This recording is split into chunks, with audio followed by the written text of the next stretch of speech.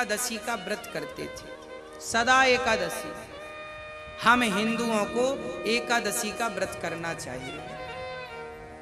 एकादशी का व्रत कैसे करना चाहिए, क्या पद्धति है, सुनिए।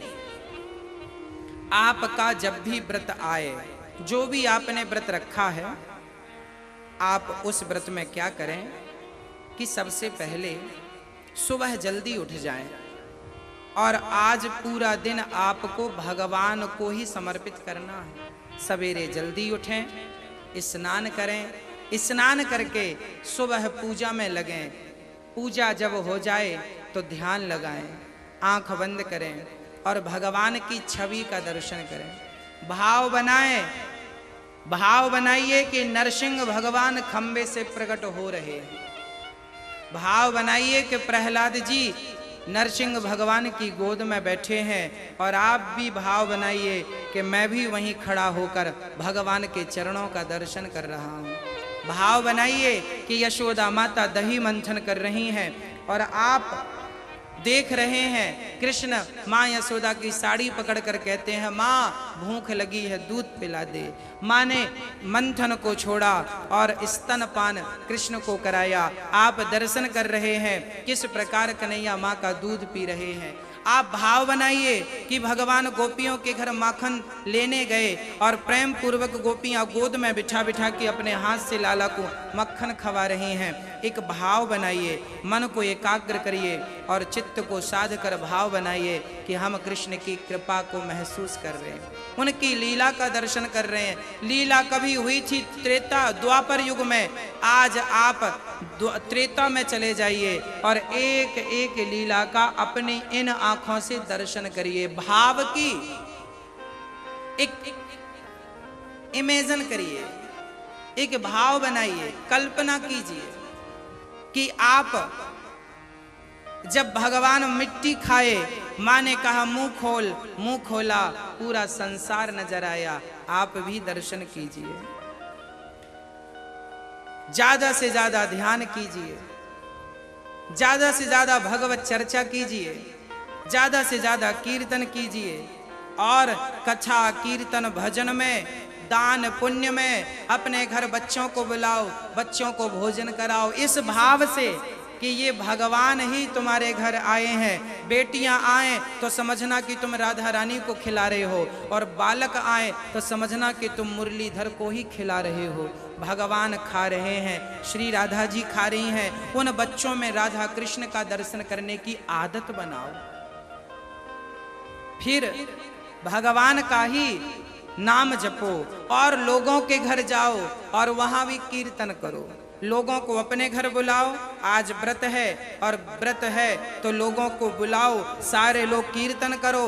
फिर आपके पड़ोस में जो 10 घर 20 घर हैं, सबके घर कीर्तन करते करते अपने घर से ही ढोलक झांझ मजीरा लेते हुए कीर्तन करते हुए अपने गांव में, अपनी गली में, अपने मोहल्ले में घूमो और कीर्तन करते हुए सबको जोड़ो। तुम बच्चों को भी जोड़ो, बूढ़ों को भी जोड़ो, बेटियों को भी जोड़ो, माओ को भी जोड़ो, सबको जोड़ो और सारे लोग मिलजुल कर पूरे गांव में कीर्तन करो। घर घर जाके कीर्तन करो और घर घर जाके झोली फैलाओ और कहो कि यदि हमें कुछ देना है तो हमें कृष्ण नाम की भिक्षा दे दो। तुम भी इस नाम में सम्मिलित हो जाओ और हमें यही भिक्षा दो कि तुम कृष्ण का नाम जपोगे। यही तो भिक्षा है, यही तो पागलपन है, यही तो भक्ति का प्रचार है, यही तो भगवान को अच्छा लगता है। एकादश स्कंद पढ़ेंगे तो यही लिखा है कि तुम्हें ढोलक मजीरा लेकर गांव में निकल जाना है, नाम का प्रचार करना है, नाम सुनाना है, पागलों की तरह नाचना है,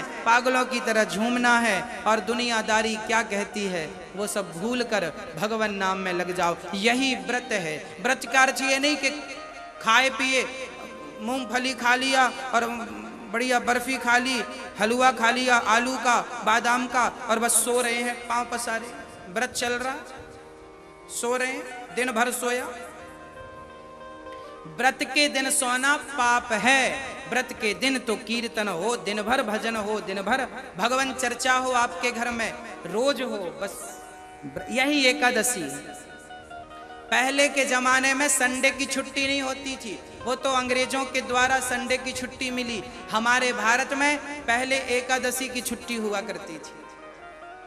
हाँ, पहले महीने में 2 छुट्टियां मिला करती थी। एकादशी की छुट्टी हुआ करती थी। क्यों? ताकि एकादशी को लोग छुट्टी पर रहें तो घर भर में प्रेम पूर्वक वो भजन कीर्तन कर सकें, इसलिए छुट्टी मिला करती। आजकल छुट्टी मिलती है तो लोग गोलगप्पे खाने चले जाते हैं।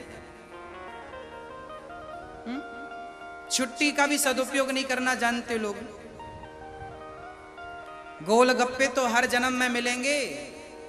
तुम्हारे गोलगप्पे खाते समय जो गिर जाता है ना, उस पर भी चींटियां लग जाती हैं, उस पर भी चींटे लग जाते हैं। गोलगप्पे का स्वाद तो चींटी भी लेती है। तुम स्वाद लेने नहीं आए, तुम तो बच्ची जिंदगी को भगवान में लगाने आए हो। खाओ पियो, हम ये नहीं कहते कि अब खाना पीना बंद कर दो, ना, खाओ, अपनी जिंदगी आनंद से जियो, परंतु भगवान को याद करके जियो। एकादशी का व्रत करते, एकादशी के दिन कुछ नहीं खाते। द्वादशी को अम्बरीश जी पानी पी लिए एक दिन। द्वादशी को, एकादशी को कुछ ना खाओ, द्वादशी को चावल खा के ही व्रत को पूरा करना चाहिए। जल पीकर पूरा किया। दुर्वासा जी आए, मुझे भोजन नहीं कराया, जल जटा को पटक दी, कृत्या प्रकट भई।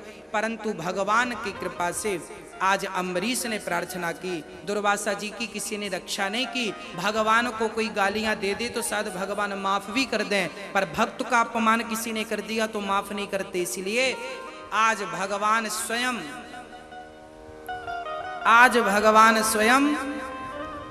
अम्बरीश से कह रहे हैं कि इनको माफ कर दो। माफ किया अम्बरीश ने।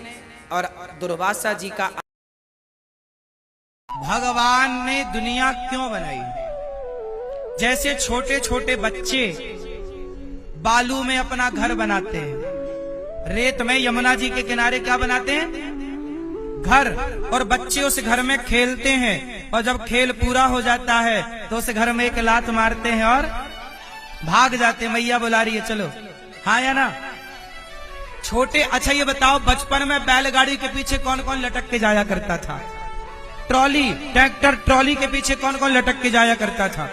हम लोग बचपन में बैलगाड़ी के पीछे लटक जाते थे और ट्रॉली के पीछे लटक के चले जाते थे। ट्रैक्टर ट्रॉली कौन कौन गया है बताओ बचपन में?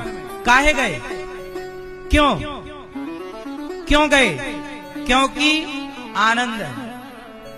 छोटे छोटे बच्चे बैलगाड़ी के पीछे लटकते हैं, बहुत दूर तक लटके जाते हैं और फिर वापस वहीं आके खड़े हो जाते हैं। जब तुझे वहीं आना था बच्चा, तो लटक के गया क्यों? अरे बोले तुम क्या जानो, इसका मजा कुछ और था। हाँ, छोटे छोटे बच्चे जो करते हैं उसका एक आनंद होता, वो अपने आनंद के लिए करते हैं। उसी तरह भगवान ने ये संसार क्यों बनाया? भगवान ने अपने आनंद के लिए बनाया। अपने भगवान का मन हुआ कि सृष्टि हो जाए, संकल्प मात्र से हो गई। एको हम बहुश्यामा, मैं एक से बहुत हो जाऊं। संकल्प लिया, सृष्टि हो गई। संकल्प लिया, पालन हो गया। संकल्प लिया, संहार हो गया, बात खत्म। तो भगवान अपने आनंद के लिए ये दुनिया बनाते हैं और इसमें रमण करते हैं, खेलते हैं और आखिरी में प्रलय करके छुट्टी। ऐसी भगवान ने दुनिया बनाई। अच्छा, दुनिया जब बनी तो बताओ सबसे पहले संसार में कौन आया? अब देखो यहां से कथा स्टार्ट होगी। अभी तक कथा की भूमिका थी। अभी तक कथा की क्या थी? भूमिका। अब कथा स्टार्ट हो रही। अब बताओ कि जब संसार बना तो सबसे पहले स्त्री आई कि पुरुष आया? कौन है? नहीं, मैथुनी सृष्टि की बात कर रहा हूं। इस संसार में सबसे पहले कौन आया? मैथुनी सृष्टि। देखो, भगवान नारायण की नाभि से हुआ कमल। कमल में ब्रह्मा जी प्रकट हुए।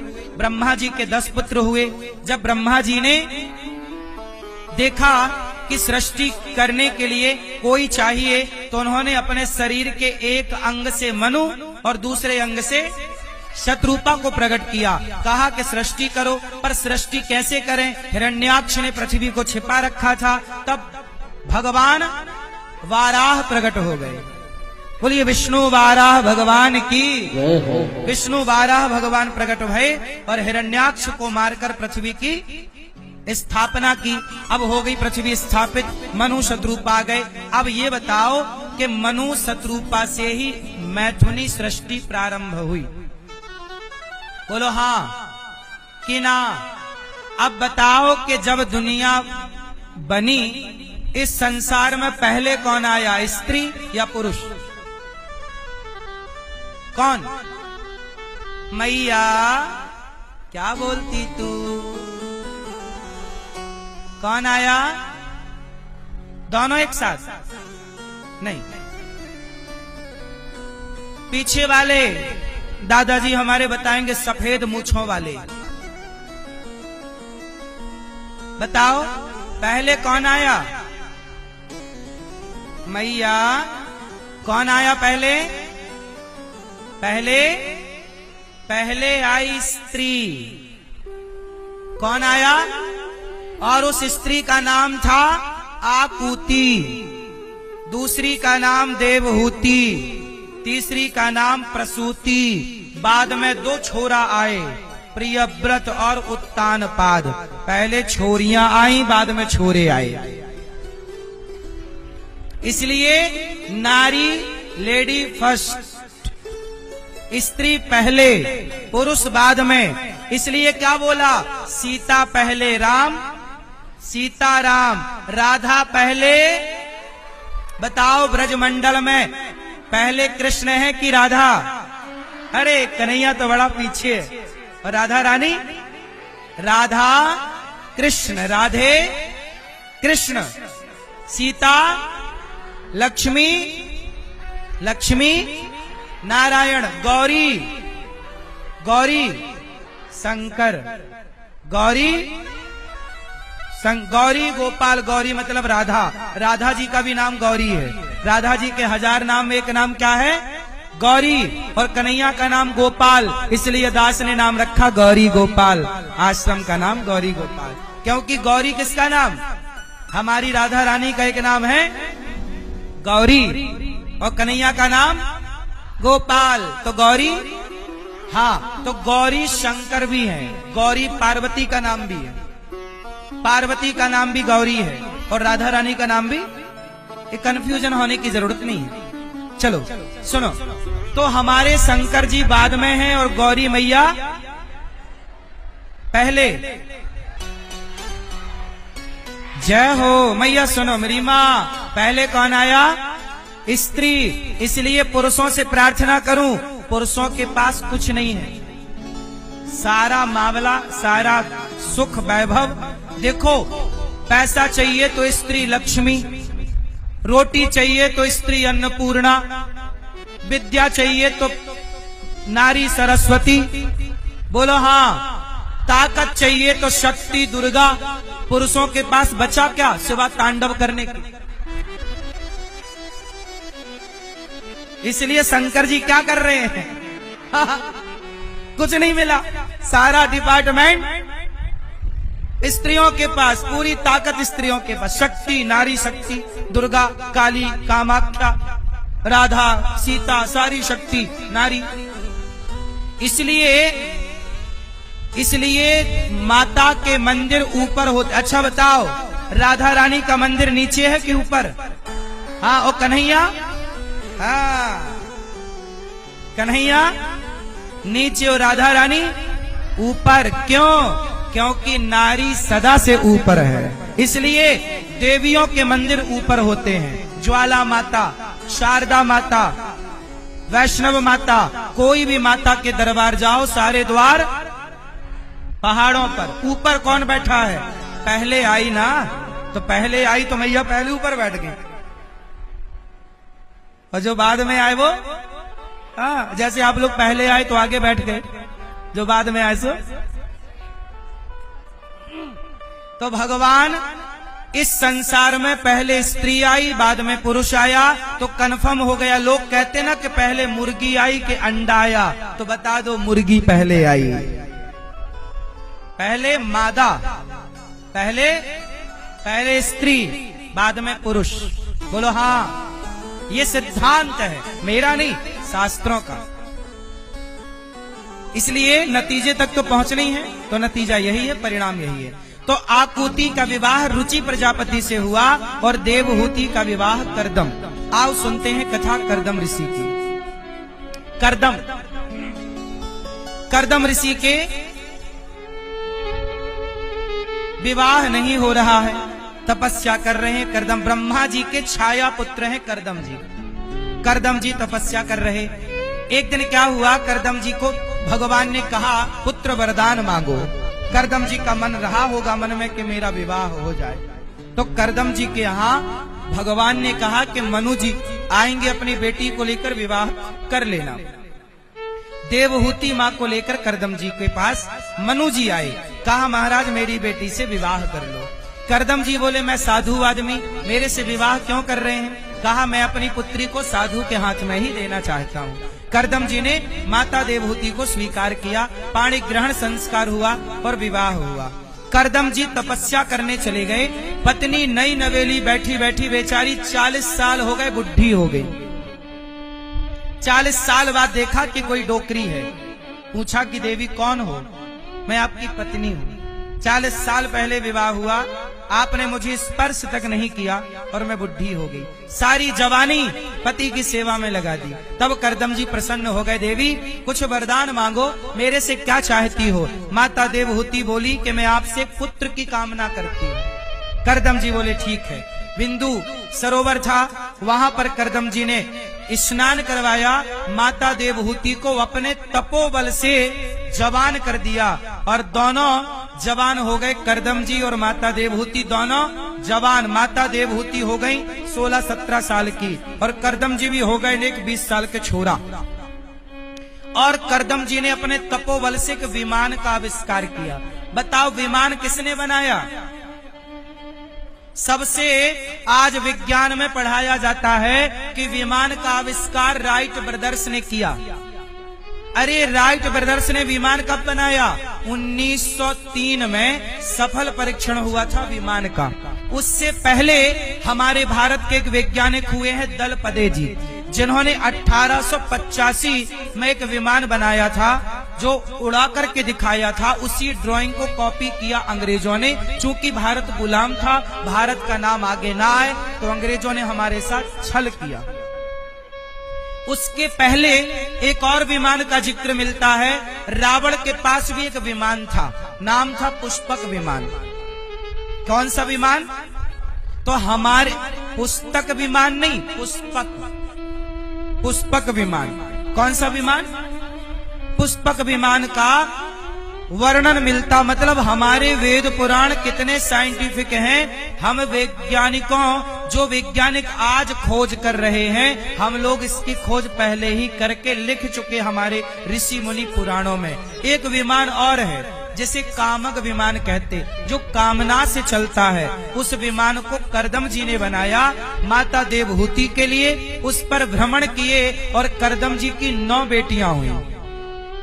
कितनी बेटियां हुई? 9। करदम जी की 9 बेटियों का विवाह ब्रह्मा जी के 9 मानस पुत्रों से हुआ। कला का विवाह मरीचि से हुआ, श्रद्धा का अंगिरा ऋषि से। अनुसुईया माता इनकी बेटी। किनकी बेटी? देवहूति और करदम जी, इनकी बेटी अंगिरा।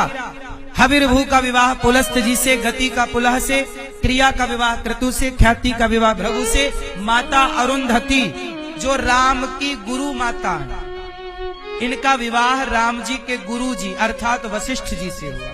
सोचिए, वशिष्ठ जी की पत्नी माता देवहूति की बेटी। ख्याति का विवाह भृगु से हुआ। ऐसे अथर्वा का विवाह शांति से हुआ। करदम जी की 9 बेटियों का विवाह हो गया। करदम जी पत्नी से बोले देवी आज्ञा दो, मैं चलूं। कहां? तपस्या। भाई आप बताओ गृहस्थाश्रम कितने वर्ष का है? सब लोग बताएंगे। गृहस्थाश्रम कितने साल का है? बोलो मेरी माँ। कितने? 100 50? गृहस्थाश्रम कितने साल का है? गृहस्थाश्रम हमारे यहाँ 4 आश्रम है। ब्रह्मचर्य, गृहस्थ, वानप्रस्थ, सन्यास और चारों आश्रम 25-25 साल के। ब्रह्मचर्य कितने साल का? 25। गृहस्थ कितने साल का? गृहस्थ में कितने दिन रहना चाहिए? 25 साल। बेटी का विवाह कर लो, बेटे का विवाह कर लो। जिस दिन आप अपनी बेटी का और अपने बेटे का विवाह कर लेते हैं, उस दिन आपकी गृहस्थी की जिम्मेदारी पूरी। क्यों मैया? आपकी गृहस्थी की जिम्मेदारी कब पूरी होती है? जब आप अपनी बेटी का विवाह, इसलिए बेटी का विवाह करो, बेटे का विवाह करो और आप अपना डोकरा डोकरी दोनों तीर्थ यात्रा पर निकलो, भजन करो भगवान का। क्यों? बात सही है। घर पे पड़े रहोगे अपमान होगा। आजकल के लोग खुद अपना अपमान कराते हैं। घर पे ही पड़े, ये नहीं कि निकले जाएं धाम में। घर पे ना मरना, मरना भला है दूर का, जहां ना अपना कोई। पशु पक्षी भोजन करें, कोटि यज्ञ फल होए। घर पे मरोगे, घर वाले मरने ही नहीं देते। जब आप मरने की स्थिति पे पहुंचते ना, लोग हिलाते हैं, हमें पहचानो, हमें हमें हिलाते हैं। वो मर रहा है और ये हिलाए जा रहे हैं। इतना जोर का हिलाया और भीड़ भाड़ इतनी करते हैं मरने के समय, जिसे पता लगा कि फलाना मर रहा, सब आ गए, भागे भागे आए और इतनी धक्का मुक्की की कि मरने वाले के ऊपर ही गिर गए। वो गिर गए तो वो हो गए टे, है ना? और सुनो, मरने वाले क्या बोलते हैं? मरने वाला जब मरता है तो लोग क्या बोलते हैं? हमें पहचानो। हम कोई नहीं कहता कि कृष्ण को पहचानो, भगवान को पहचानो। सब क्या कहते हैं? हमें तुम्हें पहचान के करेंगे क्या? सारी जिंदगी तुम्हें तो पहचानते रहे। अब समय आ गया है हरि को जानने का, भगवान को पहचानने का। इसलिए मरते समय सावधान। क्यों दादाजी? बात सही है। किसे पहचाने? परिवार को कि भगवान को?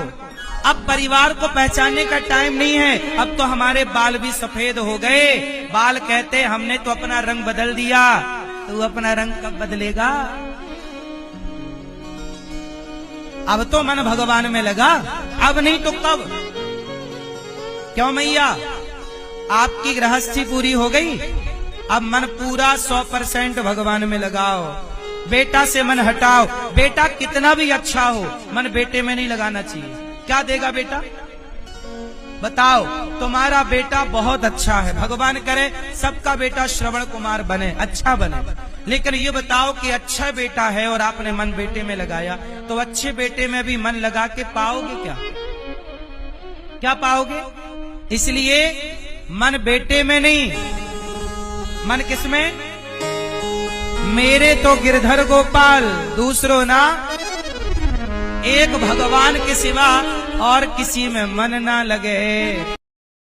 भगवान सारे दुखों को दूर करने वाले। आप कितने भी दुखी हों और आप संसार से कितनी भी पुकार करें, संसार का कोई व्यक्ति आपका दुख दूर कर ही नहीं सकता। क्यों? आपका दुख दूर कौन कर सकता है? जोर से, कौन? भगवान। इस संसार में हमारा और आपका दुख दूर कोई कर सकता है तो भगवान ही दुख दूर करेंगे। दूसरा कोई है ही नहीं जो आपका और हमारा दुख दूर करे। इसलिए 3 प्रकार के दुख होते हैं, दैहिक, दैविक, भौतिक। शारीरिक दुख, मानसिक दुख और भौतिक दुख। एक्सीडेंट इत्यादि, सांप का, बिच्छू का, किसी जीव जंतु के द्वारा, हिंसक प्राणियों के द्वारा हानि। तो ये 3 दुख हैं। कोई तन दुखी, कोई मन दुखी, कोई धन बिन रहे तो उदास। थोड़े थोड़े सब दुखी, सुखी राम के दास। इस संसार में आपका दुख कौन दूर कर सकता है? कौन? मैया, आपका दुख कौन दूर कर सकता है? अच्छा बताओ, कौन? भगवान, भगवान के सिवा कोई नहीं है जो आपका दुख दूर करे। इसलिए आप लोग परेशान होते हैं व्यर्थ में। आपको लगता है वो हमारी सुन लेगा, हम उसके पास जाएं, वो हमारा दुख दूर कर देंगे। कोई नेताओं के पास जाता है, कोई किसी के पास जाता है, सबको लगता है कोई पैसे वालों के पास जाता है, भाई तुम हमारा दुख दूर कर दो। पर याद रखना, आप किसी के पास चले जाओ, आपका दुख दूर कोई कर सकता है तो एक भगवान कर सकते हैं। चलो नेता और पैसे वालों की छोड़ो, जब द्रौपदी पर दुख आया तो द्रौपदी के पति से पावरफुल किसका पति होगा? द्रौपदी के 5 पति थे, उनमें से सबसे बढ़िया धनुर्धर कौन था? अर्जुन। जब अपनी पत्नी पर संकट आया तो पति वहीं था, अर्जुन वहीं थे। क्या अर्जुन अपनी पत्नी का संकट दूर कर पाए? क्या धर्मराज युधिष्ठिर अपनी पत्नी का दुख दूर कर पाए? क्या भीम जैसे 10,000 हाथियों का बल रखने वाले गदाधर भीम अपनी पत्नी का दुख दूर कर पाए? क्या नकुल और सहदेव और गुरु द्रोणाचार्य और पितामह भीष्म पितामह जैसा बलशाली कौन था? क्या वो द्रौपदी का दुख दूर कर पाए? चलो 5 पांडव तो मजबूर थे, जुआ हार चुके थे, पितामह तो मजबूर नहीं थे, गुरु द्रोणाचार्य तो मजबूर नहीं थे। क्या ये रक्षा कर पाए? पूरी दुनिया के सबसे पावरफुल लोग वहां बैठे थे जहां द्रौपदी भीख मांग रही थी रक्षा की, कि भाई हमारी रक्षा कोई तो करो। सबसे झोली फैलाकर कह रही हमारी रक्षा करो, हमारी लाज बचा लो। ये वस्त्र उतार रहा है दुशासन रक्षा की सबसे, और किन से भीख मांग रही है? जो न्याय की मूर्ति थे, जो पावर इतना था कि पूछो मत, इनके जैसा पावरफुल कोई था क्या उस समय? भगवान के बाद यदि कोई था तो भीष्म पितामह जैसे लोग थे। इतना पावर या तो भगवान में था या तो भीष्म पितामह कम पावरफुल नहीं थे। उनके बाणों का, उनकी शक्ति का कोई तोड़ नहीं था। लेकिन जब द्रौपदी पर संकट आया तो क्या कोई उनका संकट दूर कर पाया? इससे सिद्ध होता है कि संसार में जिन्होंने द्रौपदी का दुख दूर किया, जब द्रौपदी ने पुकारा गोविंद, तो गोविंद ने द्वारिका से जो दौड़ लगाई अपनी द्रौपदी के लिए, पलक झपकते भगवान प्रकट हो गए और द्रौपदी की लाज बचाई। अर्थ ये निकला कि संसार को आप पुकार पुकार के केवल समय वेस्ट कर रहे हैं, समय बर्बाद कर रहे हैं। इसलिए जगत को ना पुकार के जगन्नाथ को पुकारा जाए, काम किया जाए। कर्म तू कर, कर्म तो करना है, लेकिन विश्वास भगवान पर। संसार दुख दूर नहीं कर सकता ना मेरी मां, संसार केवल तमाशा देखता है। संसार क्या कर सकता है? केवल तमाशा। इसलिए आप लोग समय वेस्ट ना करो, जगत को पुकारो मत, काबिल बनो, आत्मनिर्भर बनो, काम करो, कर्म करो, आप भरोसा रखो भगवान पर। अर्जुन तू कर्म कर।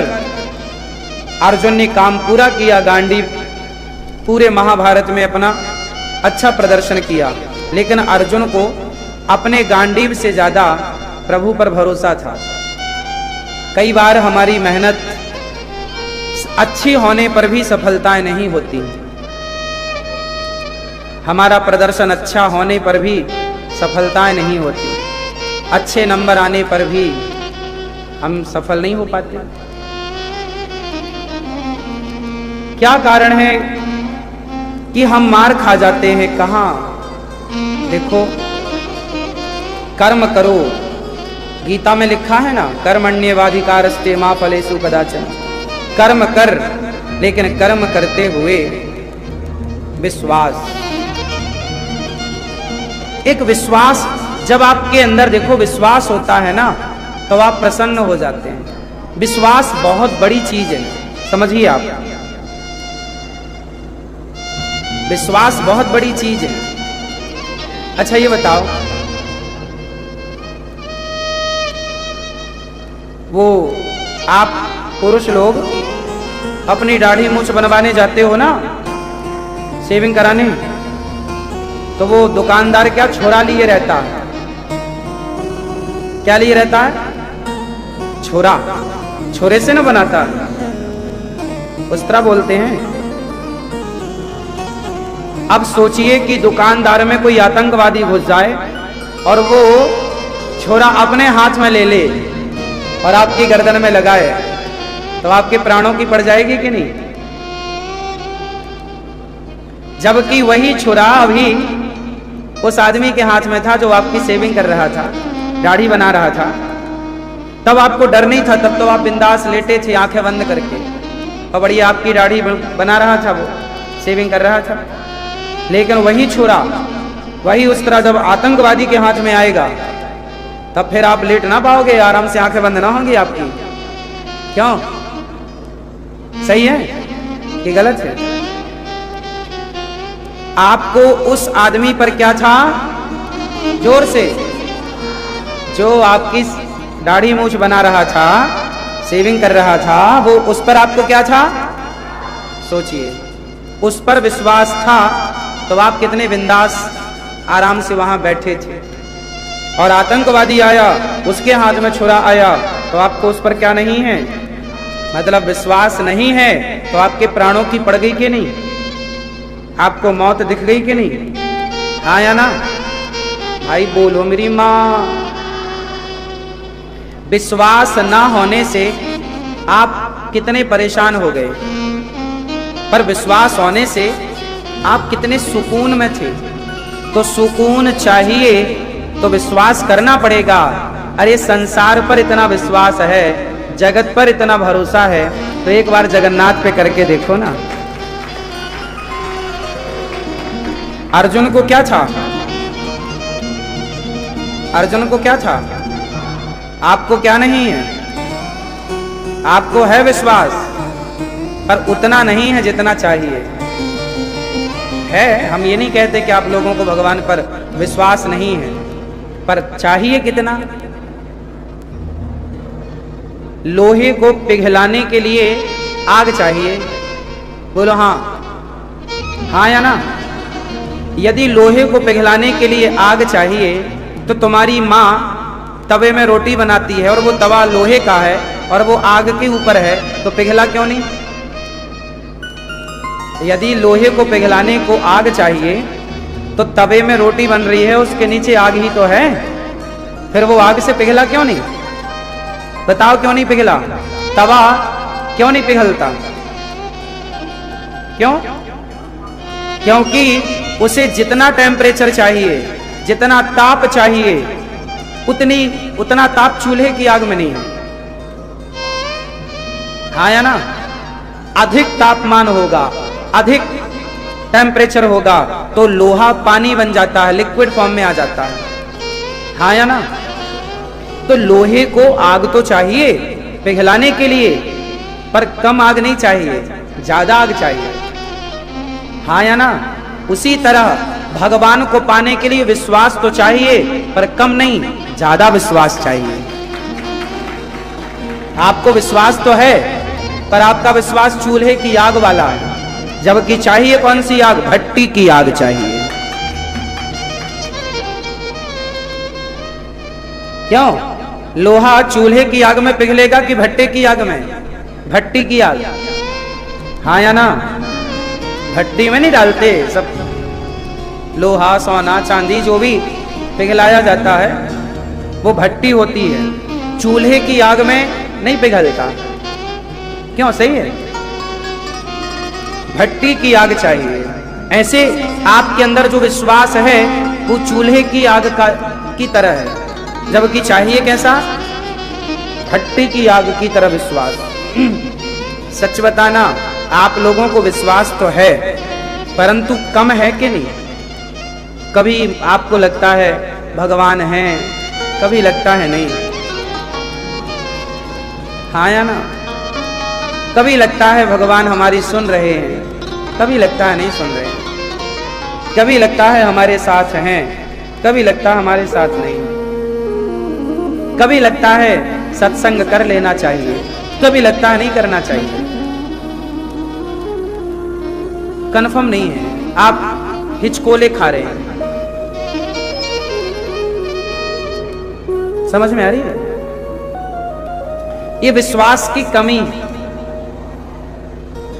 जहां विश्वास होगा वहां किंतु परंतु होगा ही नहीं। चलो देखो, भगवान पर विश्वास या तो करो मत, या तो बिल्कुल मत करो, या फिर करो तो डोलने वाला, डगमग डोलने वाला नहीं, पक्का। फिर है तो किंतु परंतु नहीं, क्योंकि जो बीच में है ना वो किसी काम का नहीं है। भगवान है कि नहीं है, या तो ये मान लो कि नहीं है तो फिर इसमें डिस्कस कर लो, या तो ये मान लो कि हैं। दोनों मानोगे तो डूब जाओगे। दो नाव में पांव रखोगे तो पहुंचोगे कहां? किसी एक नाव में सवार हो जाओ। आज मैं आपको बताता हूं कि ईश्वर है या नहीं, मानने वाला सही है या ना मानने वाला समझदार है। आओ एक छोटी सी सत्य घटना मैं आपको बताऊं। एक पिता की एक पुत्र की कहानी। क्या हुआ, आज से बहुत समय पहले एक छोटी सी घटना घट गई, और वो घटना कितना प्रभाव छोड़ के गई, एक छोटी सी कहानी आपको सुनाता हूं, सुनिएगा। एक पिता थे, उनका खुद का मेडिकल स्टोर था। मेडिकल में वो बैठते थे, सारे ग्राहकों को दवाई देते थे। उनका बेटा पढ़ने के लिए विदेश गया था, और जो विदेश चले जाते हैं, साइंस की 4 बुक पढ़ लेते हैं, फिर वो भगवान को कहाँ मानते हैं? उन्हें तो लगता है कि अपन ही भगवान है। उनका लड़का लंदन पढ़ के आया, सारी डिग्रियां प्रॉपर पढ़ाई करी, और वो जब पढ़ के आया तो वो अपने पिता के साथ ना मेडिकल की दुकान में बैठने लग गया। पिता का काम संभालने, उनका काम बड़ा था, थोक में बड़ा काम, काफी अच्छा पैसा कमा लेते थे वो लोग। पिताजी जो थे ना, वो भगवान श्री कृष्ण का एक चित्र उनकी दुकान में था, छोटे से लड्डू गोपाल जी। मंदिर छोटा सा था मेडिकल स्टोर में, वहीं पर भगवान कृष्ण का चित्र था, और गोपाल जी थे तो बूढ़ा बाप बेचारा रोज आए, धूप बत्ती जलाए, भगवान को प्रणाम करे, फिर अपनी दुकान आगे स्टार्ट करता था। उसने अपने बेटे से कहा, बेटा तुम भी भगवान की पूजा कर लिया करो। तो बेटा तो लंदन पढ़ के आया था, पिताजी ये सब मैं नहीं मानता, ये भगवान थोड़ी है। कोई बात नहीं, पिता समझ गए कि ये नहीं मानता। लेकिन वो आदमी जो था, उसका बेटा जो लंदन पढ़ के आया, वो बच्चा सबकी भलाई करता था, किसी का बुरा नहीं करता था, गलत नहीं करता था, लेकिन ईश्वर को नहीं मानता था। समय बीतता गया, उसके पिता का नियम था मंदिर में जाके प्रणाम करना, कोई कष्ट आ जाए तो भगवान से जाके कहना। बेटा रोज देखता था कि मेरे पिता पागल हो गए हैं, अरे कोई संकट आया है तो ये भगवान क्या करेंगे। एक दिन उसके पिता ने अपने बेटे को बगल में बिठाया और बेटे के हाथ को पकड़कर उस बाप ने कहा, बेटा अब मैं बूढ़ा हो गया हूं, कुछ दिनों में मर जाऊंगा, मुझे पता है कि जब मैं मरूंगा ना तो तू दुकान से ये भगवान जी को हटा देगा, क्योंकि तू तो मानता नहीं है। पर बेटा मेरी बात मान, मेरे मरने के बाद भी इस दुकान से तू भगवान जी को हटाना मत, तू पूजा कर या मत कर। वो बेटा ऐसा था ना कि कभी भगवान जी की तरफ देखता भी नहीं था। पिता 4 दिन नहीं आए दुकान ना तो वो 4 दिन धूल मिट्टी भगवान में है तो वो साफ भी नहीं करता था। और उसके बाप ने एक बात तो कह दी कि भगवान को हटाना मत, पहला। दूसरा ये कहा कि बेटा तू भगवान को नहीं मानता, मैं फोर्स नहीं करता, मत मान, लेकिन एक बार कभी तू भगवान को आजमा करके देख, एक बार तू भगवान को आजमा ले। यदि तेरी बात पर भगवान खरे उतरते हैं तो मान लेना, नहीं उतरते तो तेरा रास्ता अलग, भगवान का रास्ता अलग। बच्चे ने कोई रिस्पांस नहीं दिया, पर सुना उसने बाप की बात। कुछ दिनों के बाद सचमुच उसके पिता की मृत्यु हो गई, बाप मर गया। बेटे ने बाप के मरने के बाद सारा क्रियाकर्म किया। बहुत दिनों बाद दुकान खोला, दुकान की सारी साफ सफाई करी, पर उस बच्चे ने भगवान के मंदिर की सफाई नहीं करी। मंदिर जो छोटा सा था लकड़ी का, देखा भी नहीं। समय बीतता गया, वर्षों बीत गए, मंदिर में बिल्कुल कई इंच तो धूल मिट्टी से भगवान ढके थे, साफ ही नहीं हुए।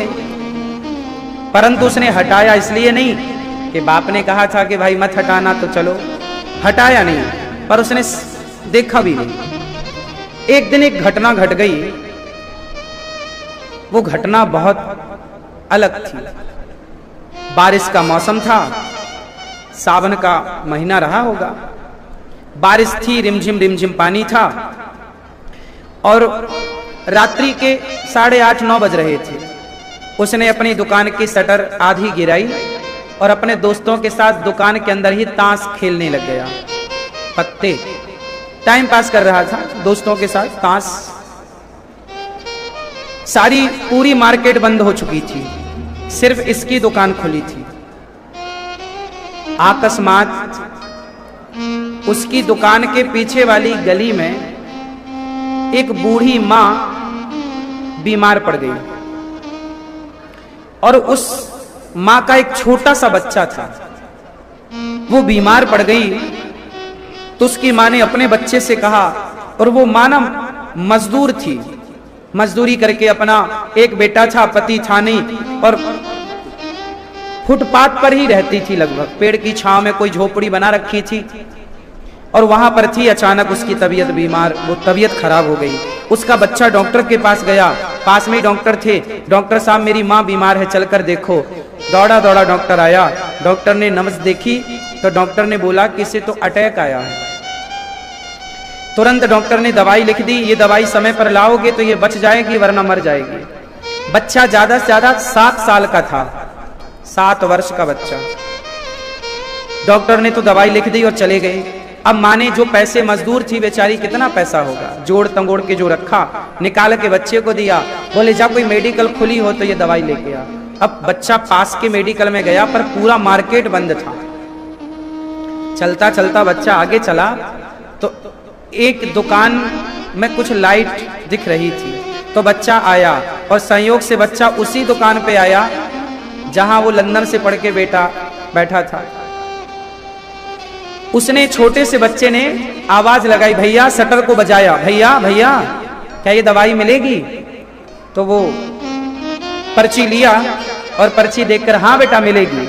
तो वो ताश खेल रहा था अपने दोस्तों के साथ, उसका पूरा ध्यान ताश में था, और ताश खेलते खेलते उसने बच्चे को दवाई उठाई और पकड़ा दी।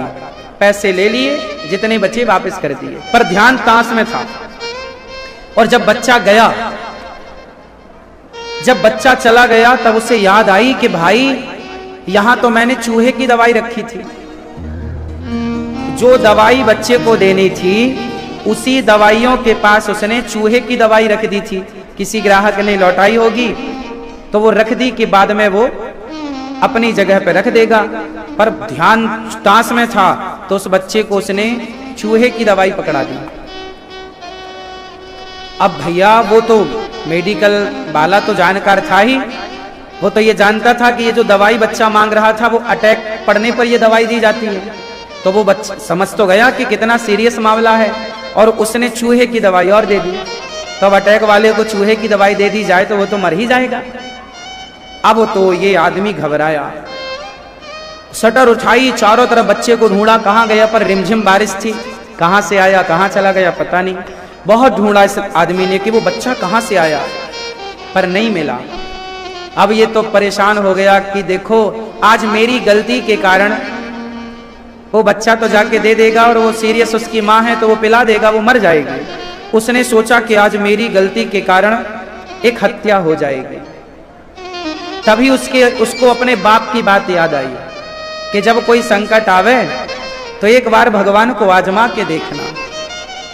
आज पहली बार वो लंदन से पढ़ के आया बच्चा, वो मंदिर में जो भगवान जी थे ना, उसके पिता ने जो रखे थे, धूल मिट्टी थी, पर आज पहली बार इसने हाथ जोड़कर कहा, हे भगवान, वैसे तो मैं आपको मानता नहीं हूं, पर मेरे पिता आपको बहुत मानते थे। यदि आप सच्चे हो तो आज मुझे मेरी गलती सुधारने का मौका दे दो। मेरी लापरवाही से उस बच्चे की मां मर जाएगी। यदि भगवान आप हो तो मुझे उस बच्चे तक पहुंचा दो, वरना मैं अपने आप को कभी माफ नहीं कर पाऊंगा कि मेरी लापरवाही से किसी की जान चली गई। अभी वो प्रार्थना कर ही रहा था कि वही बच्चा फिर वापस आ गया। बोला, भैया भैया ये दवाई है क्या फिर से? अब वो तो पलट के देखा, तुम वही बच्चे हो ना जो अभी थोड़ी देर पहले दवाई ले गए थे? हाँ हाँ। अरे तो जो दवाई हमने दी उसका क्या किया? माँ को पिला दिया क्या? ना भैया, मैं आपने जो दवाई दी मैं लेके घर पहुंचा कि तभी मेरा पांव पानी बरस रहा था ना, फिसल गया और मेरे हाथ से वो शीशी जाकर एक पत्थर से टकराई और फूट गई। सारी दवाई पानी में बिखर गई और मैं पुनः वापस आ गया। अब इस आदमी ने उस बच्चे के लिए वो सारी दवाइयां ली, शटर गिराया, दुकान बंद करी, उसकी माँ के पास खुद गया, खुद उस माँ को हॉस्पिटल ले गया, अपने पैसों से उसका बढ़िया इलाज कराया और उस माँ की जिंदगी उसने बचाई। और जब जिंदगी बची तो दूसरे दिन उसने जब अपनी दुकान खोली तो सारी धूल मिट्टी हटाकर उसने सबसे पहले भगवान को प्रणाम किया। हे विधाता, जो आप कर सकते हैं वो कोई वैज्ञानिक नहीं कर सकता। जो आपने कल किया मेरे साथ वो कोई इंसान नहीं कर सकता था। उस बच्चे का फिसलना, हाथ से दवाई की शीशी जाके पत्थर पर टकराना, फूट जाना, ये कोई वैज्ञानिक खेल नहीं था। आपने मुझे मेरी गलती सुधारने का मौका दिया। मैं आप लोगों से भी यहां एक बात कहूंगा, आप भी भगवान पर डायरेक्ट विश्वास मत करो, मेरे कहने से यकीन मत करो। पहले आप भी ईश्वर को आजमा लो, प्रैक्टिकल कर लो। डायरेक्ट मैं कहूं कि ईश्वर को मानो ना, मत मानो। पहले आप भगवान को आजमाओ, ईश्वर को आजमाओ कि वो हैं या नहीं हैं, तो आपका किस प्रकार वो सहयोग करते हैं। मैंने अपने जीवन में कई बार मैंने स्वयं ने अनुभव किया है कि ईश्वर के होने में कोई संदेह नहीं है।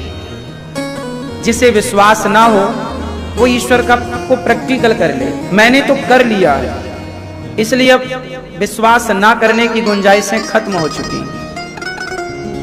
मैं इस बात का प्रमाण हूं कि मैंने भगवान को बहुत करीब से देखा है। ये कह सकते हैं आप भी, जब आप भगवान पर विश्वास करते हैं, देखने का अर्थ है अनुभव करना। देखने का अर्थ है बहुत करीब से मैंने अनुभव किया है। जो हो रहा है वो मेरी मर्जी नहीं है, वो भगवान की मर्जी है। बस विश्वास की आवश्यकता है। मेरी माँ, पानी में जितनी शक्कर डालोगे पानी उतना मीठा होता चला जाएगा, हाँ या ना? जितना विश्वास बढ़ाओगे उतने जीवन में मिठास होती चली जाएगी, जीवन मधुर होता चला जाएगा। बस विश्वासो ही फलदायक। मंत्र जाप मम दृढ़ विश्वासा, पंचम भजन सुवेद प्रकाशा। इसलिए ईश्वर के ना होने का कोई सवाल नहीं है। आप भी कभी प्रैक्टिकल करो। आप में से कितने लोगों को भरोसा है कि भगवान नहीं है?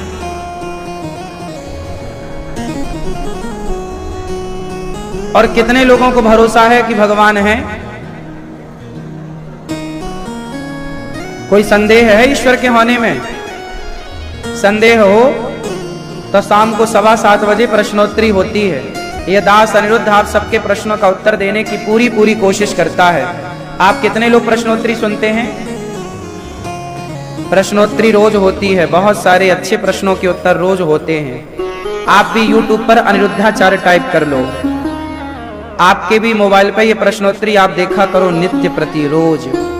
YouTube पर जाओ, अनिरुद्धाचार्य टाइप करो, चैनल को सब्सक्राइब कर लेना, शेयर कर लेना, आपको नित्य प्रश्नोत्तरी सुनने को मिलेगी। रोज होती है प्रश्नोत्तरी, लगभग किसी दिन छोड़कर। तो भगवान नहीं है, कुछ लोग कहते हैं कि ईश्वर तो है ही नहीं। चलो, यदि ईश्वर नहीं है ये मान लें तो इस मान्यता से फायदा क्या है? और ईश्वर है ये मान लें तो इस मान्यता से नुकसान क्या है? जो लोग भगवान को नहीं मानते तो उनके ना मानने से क्या फायदा है, और हम मानते हैं तो हमारा नुकसान क्या है? आप बताओ, इस पर एक थोड़ा सा विचार करो। क्यों भगवान है या नहीं है? हाँ या ना? क्यों है या नहीं है? है भगवान कि नहीं है? कोई कहे कि नहीं है तो ना मानने से क्या फायदा है?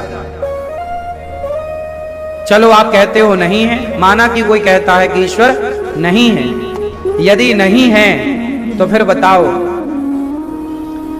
आपके घर में आप 1 माह ना रहो, आपके घर में ताला लगाकर आप 1 महीने के लिए चले जाओ तो आपका घर वीरान हो जाएगा।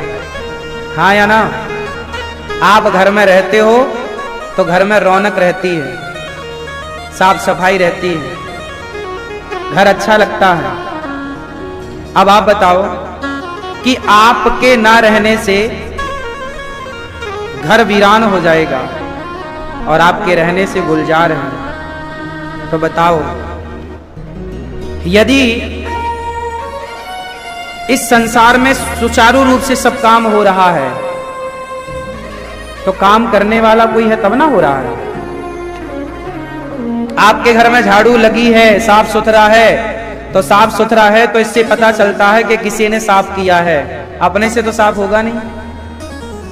क्यों? आपके कपड़े साफ हैं मतलब किसी ने किया है, बोलो हाँ। जैसे आपके काम, यहां पर आप बैठे हैं, साफ सफाई है तो किसी ने करी होगी तब ना साफ सफाई है। हाँ या ना? इसी तरह कोई है जो सिस्टमैटिक चला रहा है। ये प्रकृति सिस्टमैटिक चल रही है कि नहीं? बताओ, प्रकृति में क्या है सिस्टम? कैसे चलती है प्रकृति? क्या सिस्टमैटिक है प्रकृति में, जरा बताओ। समय से सूर्य का आना, समय से सूर्य का जाना। आज तक एक भी सेकंड कभी सूर्य भगवान लेट हुए हो तो बताओ। क्यों? ऐसा हुआ कभी कि आज 8 बजे सूर्य भगवान आए, आज 10 बजे आए और रात्रि को 10 बजे तक रहे? ऐसा हुआ कभी? समय से आना और समय से कोई तो है जो ये पूरी व्यवस्था को सुचारू रूप से, पृथ्वी अपनी धुरी पर घूम रही है तो भाई घूम रही है और सुव्यवस्थित एक गति, एक लय में घूम रही है, तो कोई तो कंट्रोलिंग पावर लिए बैठा है ना, जो बिल्कुल प्रॉपर हिसाब किताब से घुमा रहा है। नहीं तो कैसे भी ना घूम जाती। बात समझ में आ रही है? यदि सारे ग्रह, कोई पृथ्वी की परिक्रमा लगा रहा है, कोई सूर्य की लगा रहा है, तो प्रॉपर लगा रहा है परिक्रमा तो एक गति से तो लगा रहा है। कोई तो है ना, ग्रह नक्षत्र को भी कंट्रोल किए बैठा है। हाँ या ना?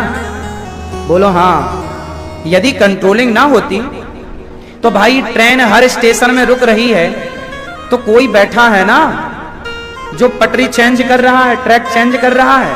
कोई ना होता ट्रैक चेंज करने वाला, कोई ना होता तो ट्रेन रुकती कैसे, चली ना जाती। कोई है ना जो व्यवस्था बनाए है, बोलो हाँ। कोई है जो फ्लाइट को उड़ाता है, एरोप्लेन को, और सही टाइम अच्छा, गृहस्थ आश्रम अच्छा है कि बुरा है? उत्तर, गृहस्थी अच्छी है या बुरी है? मैया, ओ भैया, गृहस्थी अच्छी है कि बुरी है? सुनो, गृहस्थी अच्छी है कि बुरी है? शादी हो गई आपकी? अच्छी है गृहस्थी कि बुरी है? क्यों? गृहस्थी अच्छी है कि बुरी है? गृहस्थ आश्रम अच्छा है कि बुरा है? पूछ रहे हैं हम आपसे, सब लोग बताओ। पीछे वाली मैया, अच्छो है? यहाँ मैया भैया बताओ। और इस तरफ वाली भैया, मैया बैठो, पीछे वाले भक्त बैठे हैं, बैठ जाओ मेरी माँ। बताओ, गृहस्थ आश्रम अच्छा है कि बुरा है? अच्छा है। कब अच्छा है? आप लोग, गृहस्थ आश्रम बहुत अच्छा कब है? अच्छा तो है, पर कब? जब गृहस्थ आश्रम तब अच्छा है, चक्रव्यूह तब अच्छा है जब आपको जाना भी आए और आना भी आए। चक्रव्यूह में जाना भी आना चाहिए और वापस, हाँ या ना? अभिमन्यु को जाना तो आता था, परंतु आना, बोलो, नहीं आता था, जबकि अर्जुन को जाना भी आता था और वापस भी। तो गृहस्थ आश्रम, गृहस्थी एक चक्रव्यूह है। इस चक्रव्यूह में यदि गए हो तो जैसे गए हो वैसे ही वापस भी आओ। लेकिन आप लोग गलती क्या करते हैं? अभिमन्यु की तरह। आप जाते तो हैं, आते नहीं, हाँ या ना? इसलिए गृहस्थ आश्रम पहले की अपेक्षा आज का गृहस्थ आश्रम ज्यादा कष्टदायी है। पहले के गृहस्थ आश्रम अच्छे थे, पहले की गृहस्थियां अच्छी थी, आज की गृहस्थियां अच्छी नहीं है। क्यों? अंतर कहां आ गया? पहले लोग जाते थे, आते थे। मैं किसकी बात कर रहा हूं अब मैं स्पष्ट समझाऊं, आपको समझो। गृहस्थ आश्रम में आप जाओ, शादी करो, शादी हो गई, विवाह हो गया, पत्नी के साथ प्रेम से रहो, फिर बच्चे पैदा करो, फिर बच्चों को पढ़ाओ लिखाओ, ये बहुत अच्छा है। बच्चों को योग्य बनाओ, बच्चों को सेटल कर दो। फिर क्या हुआ? बच्चे योग्य हो गए ना, शादी ब्याह कर दो, बच्चों की हो गई ना शादी ब्याह। अब धीरे धीरे आप वापस आओ, पत्नी से, पति से, बेटा से, बेटी से, परिवार से मन को अब हटाओ, वापस आओ। लेकिन आप हैं कि बेटे के बाद पोता, पोते के बाद और आगे नाती पोता संती अंती, ना जाने क्या क्या होता है। पोता पर पोता, ये सब उलझते चले जाते हैं आप लोग। बूढ़ी बूढ़ी अम्मा पोता के बच्चे को खिला रही है और फिर चाहती इसकी शादी और देख लूं, दुल्हन देख लूं। फिर अम्मा पोते की शादी और पोते के बाद पर पोता को देखती है तो सोने की सीढ़ी में चढ़ के देखती है।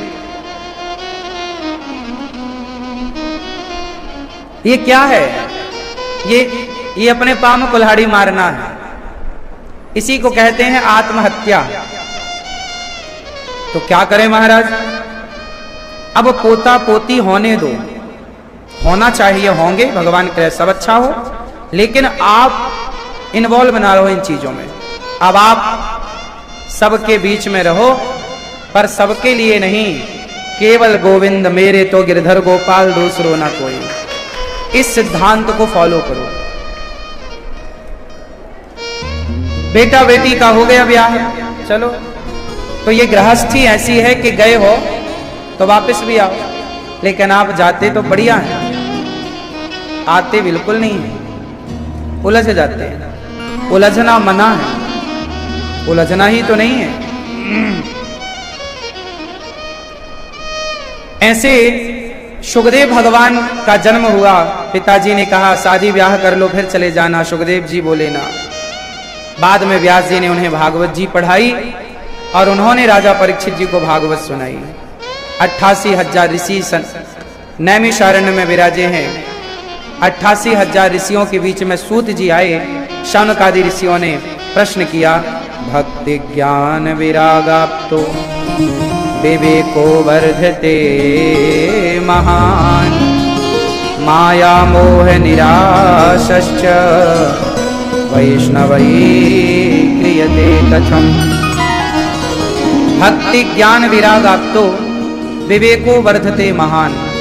हे प्रभु, हमारी भक्ति बढ़ जाए, ज्ञान बढ़ जाए, वैराग्य, ऐसी कृपा करो कि हमारी भक्ति बढ़े, हमारा ज्ञान बढ़े। शौनक आदि ऋषियों के कहने पर सूत जी ने कथा सुनाई कि जो कथा हम आपको सुनाएंगे बड़ी देवताओं को भी दुर्लभ है। देवता लोग भी कथा सुनने के लिए पृथ्वी आते हैं, मृत्यु लोक आते हैं। एक बार जब राजा परीक्षित जी को कथा सुखदेव भगवान सुना रहे थे तो देव राजेंद्र स्वर्ग का अमृत लेकर आए और कहने लगे कि हे सुखदेव जी, ये कथा आप हमें सुना दीजिए, कथा अमृत आप हमें पिलाओ और राजा परीक्षित को स्वर्ग का अमृत पिला दो। राजा परीक्षित जी से पूछा सुखदेव भगवान ने कि क्या हम आपको अमृत पिला दें स्वर्ग का परीक्षित जी? परीक्षित जी ने कहा, प्रभु स्वर्ग का अमृत पिएंगे तो स्वर्ग मिलेगा, पर कथा अमृत जो आप पिला रहे हैं वो कथा अमृत से भगवत धाम प्राप्त हो जाएगा, इसलिए हम कथा अमृत को छोड़कर स्वर्ग का अमृत ग्रहण करना नहीं चाहते। सबसे उत्तम क्या है जानते हो? कथा। कथा को क्या बोलते हैं? अमृत। तब कथामृतम तप्त जीवनम। कथा अमृत है। एक ऐसा अमृत है कथा जो हम सबके जीवन की व्यथा को मिटाने वाली है कथा। परीक्षित जी ने कथा सुनी और इंद्र अपने स्वर्ग में गए, तराजू बांधी, एक पलड़े पर भागवत जी को, दूसरे पलड़े पर इंद्र ने स्वर्ग के तमाम सुखों को रखकर तौला तो भागवत जी का पलड़ा सबसे भारी था। भागवत जी की बराबरी कोई नहीं कर सकता। भागवत जी की बराबरी स्वर्ग के सुखों के सामने भागवत जी को रखा गया तो स्वर्ग के सुख फीके पड़ गए। जानते हो क्यों? क्योंकि स्वर्ग के सुख केवल स्वर्ग दिला सकते हैं, कथा भगवत धाम दिला सकती है। इसलिए कथा की महिमा स्वर्ग के सुखों से क्वा कांचा क्वा मणि महान। स्वर्ग के अमृत को कांच का टुकड़ा बताया गया, कथा को मणि बताया गया। इसलिए आप भी भागवत सुना करो। अभी भागवत जी की पोथी पाठ 30 मई से होंगी। आप भी अपने पितरों के पूर्वजों के लिए भागवत जी की पोथी पाठ करा सकते हैं। जो पर भागवत परीक्षित जी ने सुनी और भागवत सुन के अपना कल्याण किया, उसी भागवत को आप भी सुन सकते हैं। आप भी नित्य सुना करिए और भागवत जी का पाठ भी अपने पितरों की सदगति के लिए करा सकते हैं। भागवत से ही पितरों की सदगति होती है। प्रिय भक्तों, श्री भगवान प्रकट हो गए जब इंद्र ने तराजू में एक पलड़े पर भागवत और दूसरे स्वर्ग के सुखों को रखा, तब भागवत जी से भगवान प्रकट हो गए। बोलिए भागवत भगवान की। भागवत जी से भगवान प्रकट हो गए। प्रिय भक्तों,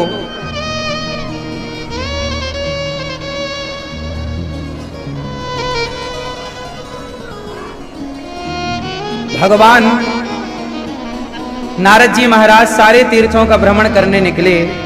सत्यम नास्ति तपः शौचम दयादानम न विद्यते उदरम भरिणो जीवा पराकाः कूटभाषिणम्। नारद जी ने सारी पृथ्वी का जब भ्रमण किया तो क्या पाया? सत्यम नास्ति।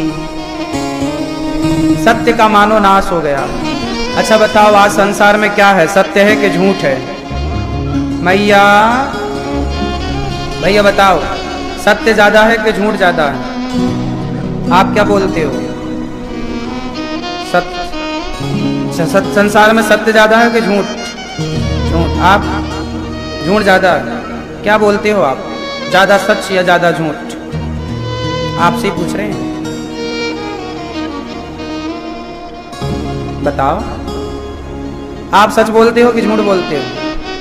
सच बोलते। संसार में ज्यादा क्या है? सच है या झूठ है? आप बताओ मैया, क्या है ज्यादा? झूठ। आप बताओ क्यों भैया, क्या है संसार में ज्यादा, सच या झूठ? झूठ। हैं? आप बताओ चश्मा वाले भैया दोनों, हाँ क्या ज्यादा है? हैं? झूठ। आप क्या बोलते हो, सच के झूठ?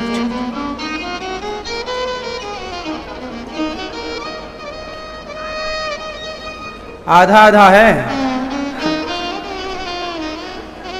वैसे झूठ बोलना चाहिए क्या? झूठ बोलने के कुछ स्थान हैं, कहां झूठ बोलना है, कहां सच बोलना है। देखो, झूठ भी वहां बोलना चाहिए जहां आपके झूठ बोलने से किसी निर्दोष व्यक्ति की जान बच रही हो। आपके वहां झूठ बोलना चाहिए जहां आपके झूठ बोलने से गौ हत्या बंद हो रही हो, गाय की रक्षा हो पा रही हो आपके झूठ बोल देने से। तो झूठ बोल के गाय की रक्षा, कसाई के हाथ से यदि वो झूठ बोलने से छूट रही है तो वहां झूठ बोल देना चाहिए। आपके संपूर्ण संपत्ति की रक्षा यदि झूठ बोलने से हो रही है तो आप झूठ बोल के अपनी संपत्ति की रक्षा कर सकते हैं।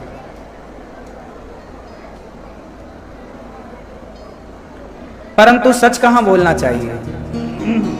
देखो, यदि मैं झूठा हूं, यदि मैं झूठा हूं तो फिर मेरे साथ आप झूठ ही बोलिएगा, चलेगा। झूठ कहां बोलना चाहिए मैं आपको बता दूं। जो व्यक्ति झूठा है,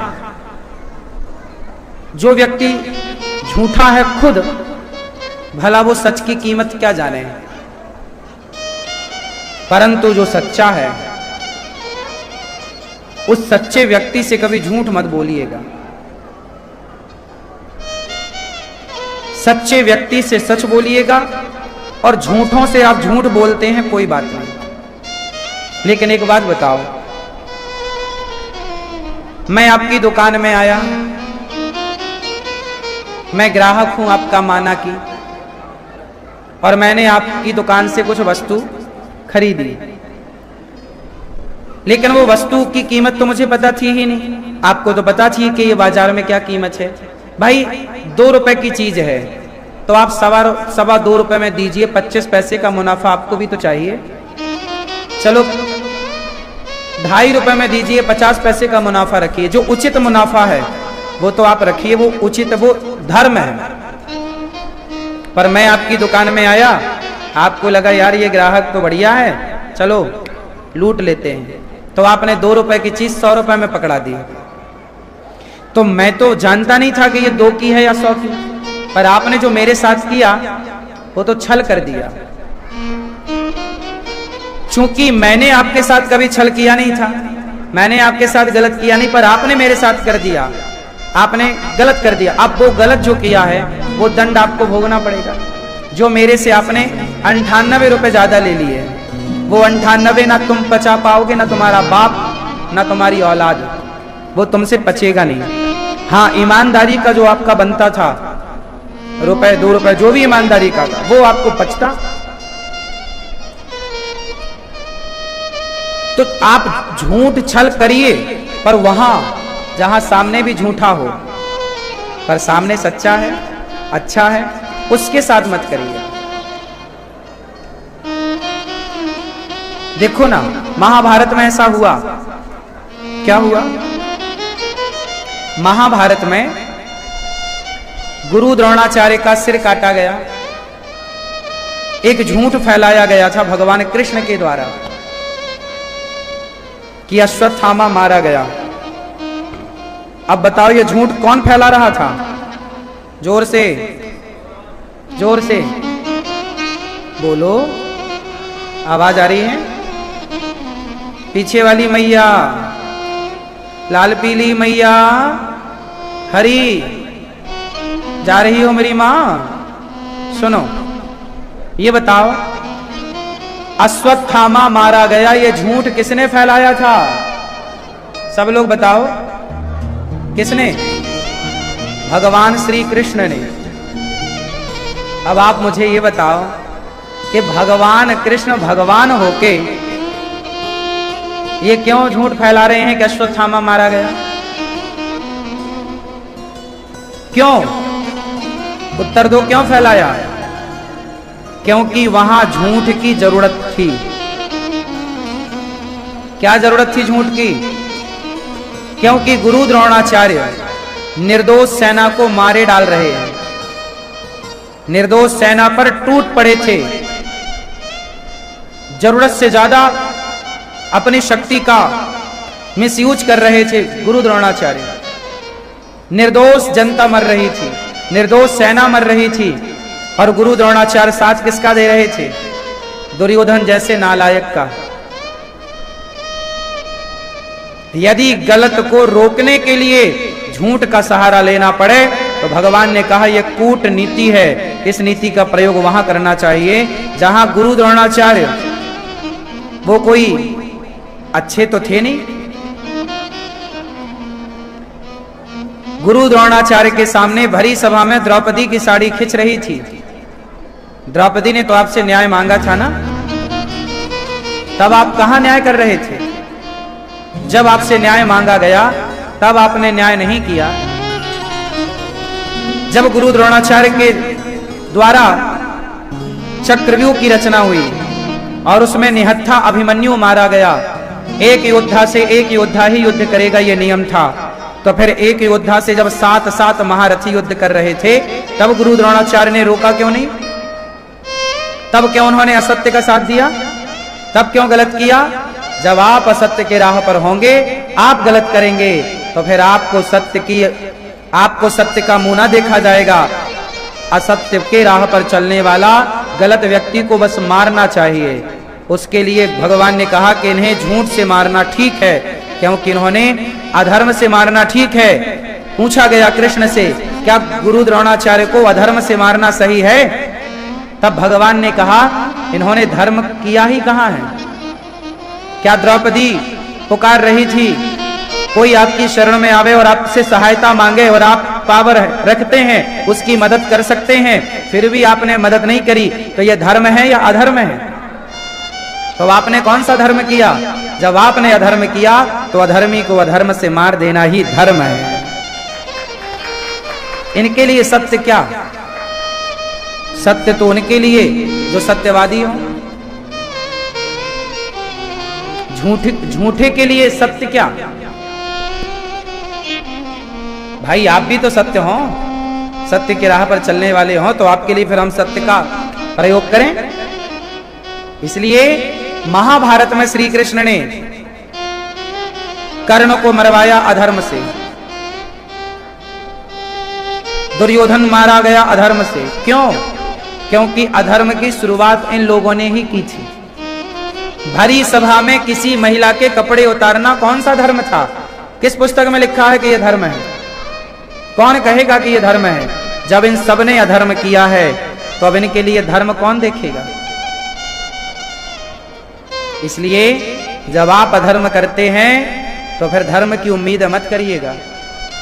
जब आप असत्य बोलते हैं तो अपने लिए सत्य की उम्मीद मत करिएगा, क्योंकि ईश्वर न्याय करता है, असत्य को असत्य से मारकर और सत्य को सत्य से मारकर। जो जिस लायक है ईश्वर उसको उस तरह से दंड देते हैं। भगवान का विधान बड़ा अटपटा है, हमारे आपके बस की बात नहीं है। समझ में आ रही है? धर्म बड़ा गहरा है मेरी मां। महाभारत का युद्ध अधर्म को समाप्त करने का युद्ध था, और अधर्म को अधर्म से समाप्त करना पड़े तो कोई बात नहीं, अधर्म मिटना चाहिए बस। हाँ या ना? चाहे वो धर्म से मिटे या अधर्म को अधर्म से। देखो, कांटे को कांटा ही तो निकालेगा, अधर्म को अधर्म ही मिटाएगा। अब इनके लिए धर्म कहां लाएं? इसलिए महाभारत में कुछ अंश अधर्म का प्रयोग है, जहां जरूरत पड़ी असत्य की, जहां जरूरत पड़ी अधर्म की, वहां करना पड़ा, छल बल से काम करना पड़ा। और इसकी शुरुआत कौरवों ने कर दी थी, तो भगवान ने कहा जब तुमने किया है तो लो, फिर हमसे लो। इसलिए आपसे हम कह रहे हैं कि आप लोग जो असत्य बोलते हैं, असत्य वहां बोला करिए जहां असत्य की जरूरत है। जहां काम सत्य बोलने से हो जाए तो सत्य ही ज्यादा बोला करो। देखो, पेट भर रोटी कमानी है आपको, पैसा कमाना है आपको। आप लोग पैसा कमाने के लिए तो झूठ बोलते हैं ना। तो भाई देखो, पेट ही तो भरना है, तो पेट तो आपका सत्य बोलने से भी भर सकता है। हाँ, आप लोग कहते हैं ना पेट के लिए झूठ बोलना पड़ता ना, पेट भरने के लिए कोई झूठ बोलता ही नहीं है। झूठ तो लोग तिजोरियां भरने के लिए बोलते हैं। पेट भरने के लिए झूठ की जरूरत ही नहीं है। पेट में तो 4 रोटियां समाती हैं बड़ी मुश्किल से, हाँ या ना। तो पेट कहां झूठ बुलवाता है? झूठ बुलवाता है लोभ।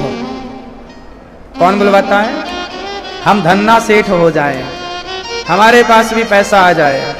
ये पैसा आ तो जाएगा आपके पास, झूठ कपट से पैसा आप कमा सकते हैं, कोई बड़ी बात नहीं है, लोग कर रहे हैं। पैसा कमाना बड़ी बात नहीं है साहब, पर एक उत्तर दो, क्या उस पैसे से शांति का अनुभव कर पाओगे? सुकून मिलेगा? पैसा तो है बहुत लोगों के पास, सुकून नहीं है, शांति नहीं है। और शांति कहां है? ईमानदारी से कमाया हुआ दाल रोटी।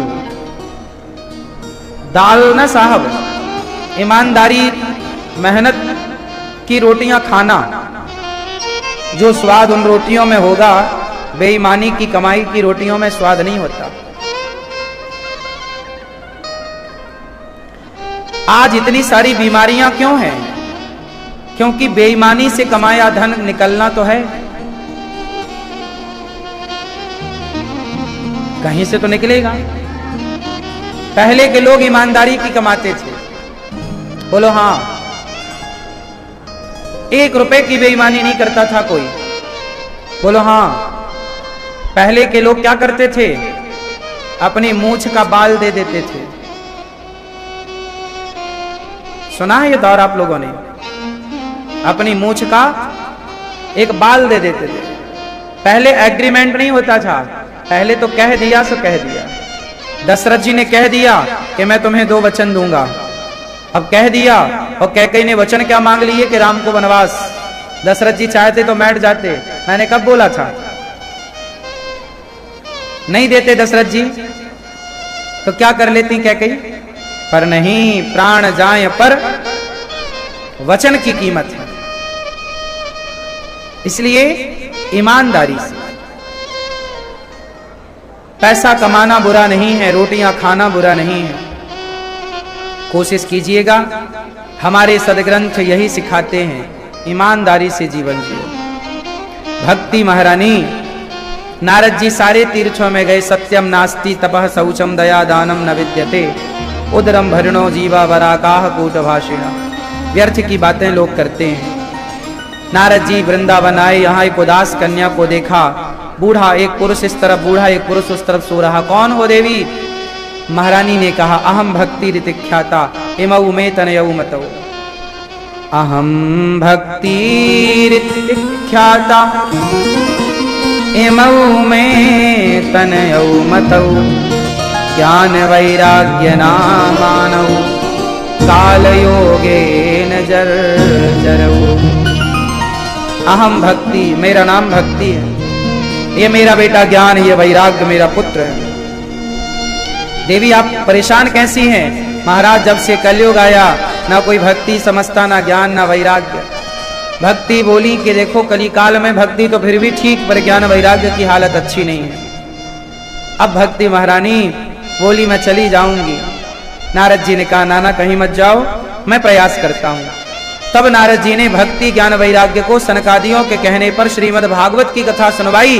तब भक्ति महारानी का दुख दूर हुआ श्रीमद् भागवत की कथा से। हरिद्वार की पावन धरा पर कथा हुई और केवल सदा सेव्या श्रीमद्भागवती कथा। भागवत की कथा सदा, भागवत कितनी बार सुननी चाहिए? मैया, ओ मेरी प्यारी माँ, कितनी बार सुननी चाहिए भागवत? कितनी बार? राम राम रटते रहो जब तक घट में प्राण, कभी तो दीन दयाल के भनक पड़ेगी कान। राम राम रटते रहो जब तक घट में प्राण। बार बार कथा सुनो। अच्छा, कथा रोज सुने क्या? थोड़ी थोड़ी रोज सुनते रहो। कथा रोज सुनोगे तो क्या होगा? जैसे किसान अपने बैल को बांध के रखता है। किसान अपने बैलों को बांध के रखता है। नहीं बांधेगा तो क्या होगा? नुकसान करेंगे, हाँ या ना? कहीं भी घुसेंगे, किसी को भी मार सकते हैं। किसान अपने बैलों को बांध के रखता है, उसी प्रकार आप भी अपने मन को सत्संग के खोटे से बांध करके रखिएगा, वरना आपका मन ऐसा बैल है कि कहीं भी चला जाएगा। आपका मन कौन है? बैल। आपका मन कौन है? बैल, कहीं भी चला जाएगा। इसलिए मन को बांध के रखो। जिसका मन सत्संग से बंधा है वो लोग सुखी हैं। जिसका मन नहीं बंधा परेशान है। सत्संग से बांध के रखना बहुत अच्छा है। जरूरी है कि आप अपने आप को सत्संगी बनाए। एक घड़ी आधे घड़ी, आधे की बुनियाद, ज्यादा नहीं, थोड़ा ही सही सत्संग रोज करना चाहिए। तुलसी चर्चा राम की हरहि कोटि अपराध। भगवान की कथा करोड़ों जन्म के अपराध को समाप्त करने वाली है। इसलिए सत्संग नित्य चाहिए, कथाएं नित्य चाहिए, ज्यादा नहीं।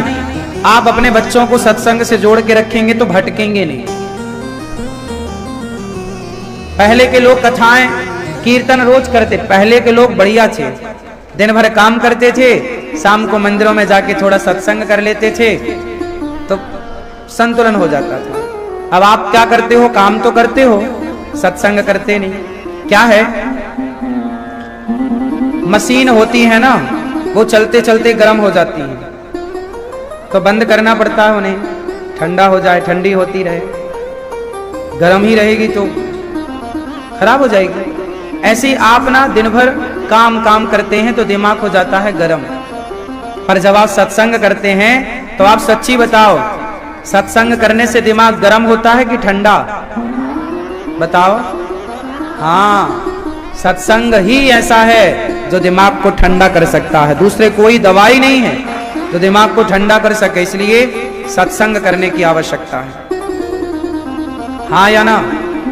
तो क्या करना है आपको? जोर से सत्संग करना है। इससे क्या होगा? दिमाग ठंडा हो जाएगा। तो दिमाग को ठंडा करने के लिए ही हम उपाय बता रहे हैं आपको। दिमाग को ठंडा करने का उपाय है, आज संसार में सबसे ज्यादा डिप्रेशन की बीमारी है। क्या है? डिप्रेशन क्यों है? क्योंकि लोग सत्संग कर नहीं रहे हैं। सत्संग कर नहीं रहे। अब जब दिमाग गर्म होगा और आप ठंडा नहीं करोगे तो आत्महत्या तो कर ही रहे हैं लोग। फिर ज्यादा टेंशन होगी तो लोग आत्महत्या कर लेते हैं। इसलिए सत्संग जरूरी है। नारद जी ने सनकादियों से एक सवाल किया, गुरुदेव, कोई पापी व्यक्ति भागवत सुने तो उद्धार हो सकता है क्या? कोई जन्म जन्म का पापी हो, बहुत पाप किए हो क्या ऐसे पापी का भागवत से उद्धार होगा? हाँ, कितना भी बड़ा पापी क्यों ना हो, वीआईपी पापी, सारे पापी भागवत से तर जाएंगे। ये मानवः पाप कृतस्तु सर्वदा सदा दुराचार रता विमार्गिगाः क्रोधाग्नि दग्धा कुटिलाश्च कामिनः सप्ताह यज्ञेन कलौ पुनन्ति ते। बड़े बड़े पापी तर गए भागवत से। कोई पापी ऐसा है जो तरा?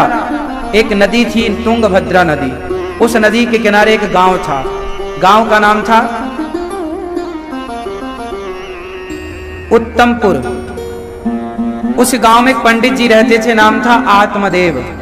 पंडित जी की पत्नी का नाम था श्रीमती धुंधली देवी। क्या नाम था? धुंधली। क्या नाम था? धुंधली। धुंधली अच्छी थी। धुंधली के कोई पुत्र नहीं था, आत्मदेव जी के कोई संतान नहीं। बहुत पूजा पाठ करी, परंतु आत्मदेव जी को कोई संतान नहीं हुई। उन्हें सारे लोग ताने मारने लग गए, तुम्हारे बेटा नहीं है, बेटा नहीं है, बेटा नहीं है। आत्मदेव जी को एक दिन बहुत बुरा लगा, वो सब छोड़ के जंगल चले गए। जंगल में एक संत जी मिल गए। कथम रोदसी विप्रत्वम काते चिंता बलीयसी बदत्वम सत्वरम मह्यम स्वस्य दुखस्य कारणम। क्यों रो रहा है ब्राह्मण? महाराज हमारे बेटा नहीं है। अरे राम राम राम राम, बेटा नहीं है तो रोएगा? अच्छा, आप लोगों के अड़ोस पड़ोस में बहुत लोग ऐसे होते हैं जिनके बेटा नहीं होता। वो लोग बेचारे बड़े परेशान रहते हैं। अच्छा, वो परेशान इसलिए नहीं है कि उनके बेटा नहीं है। पता है वो परेशान क्यों होते हैं? वो परेशान इसलिए होते हैं कि समाज उनको ताने बहुत मारता है कि तुम्हारे तो बेटा नहीं है, तुम्हारी तो बहू के बेटा नहीं है। किसी को बेटा ना हो तो वो परेशान नहीं है, पर जमाना उसे जीने नहीं देता। अच्छा, मुझे आप लोग एक बात बताओ, इस संसार में सबसे बड़ा दुख क्या है? संसार में सबसे बड़ा दुख क्या है? मैया भैया सुनो, इस संसार में सबसे बड़ा दुख क्या है? क्या है दुख? बताओ, आप बताओ। इस संसार में सबसे बड़ा दुख क्या है? भैया आप बताओ, सबसे बड़ा दुख क्या है?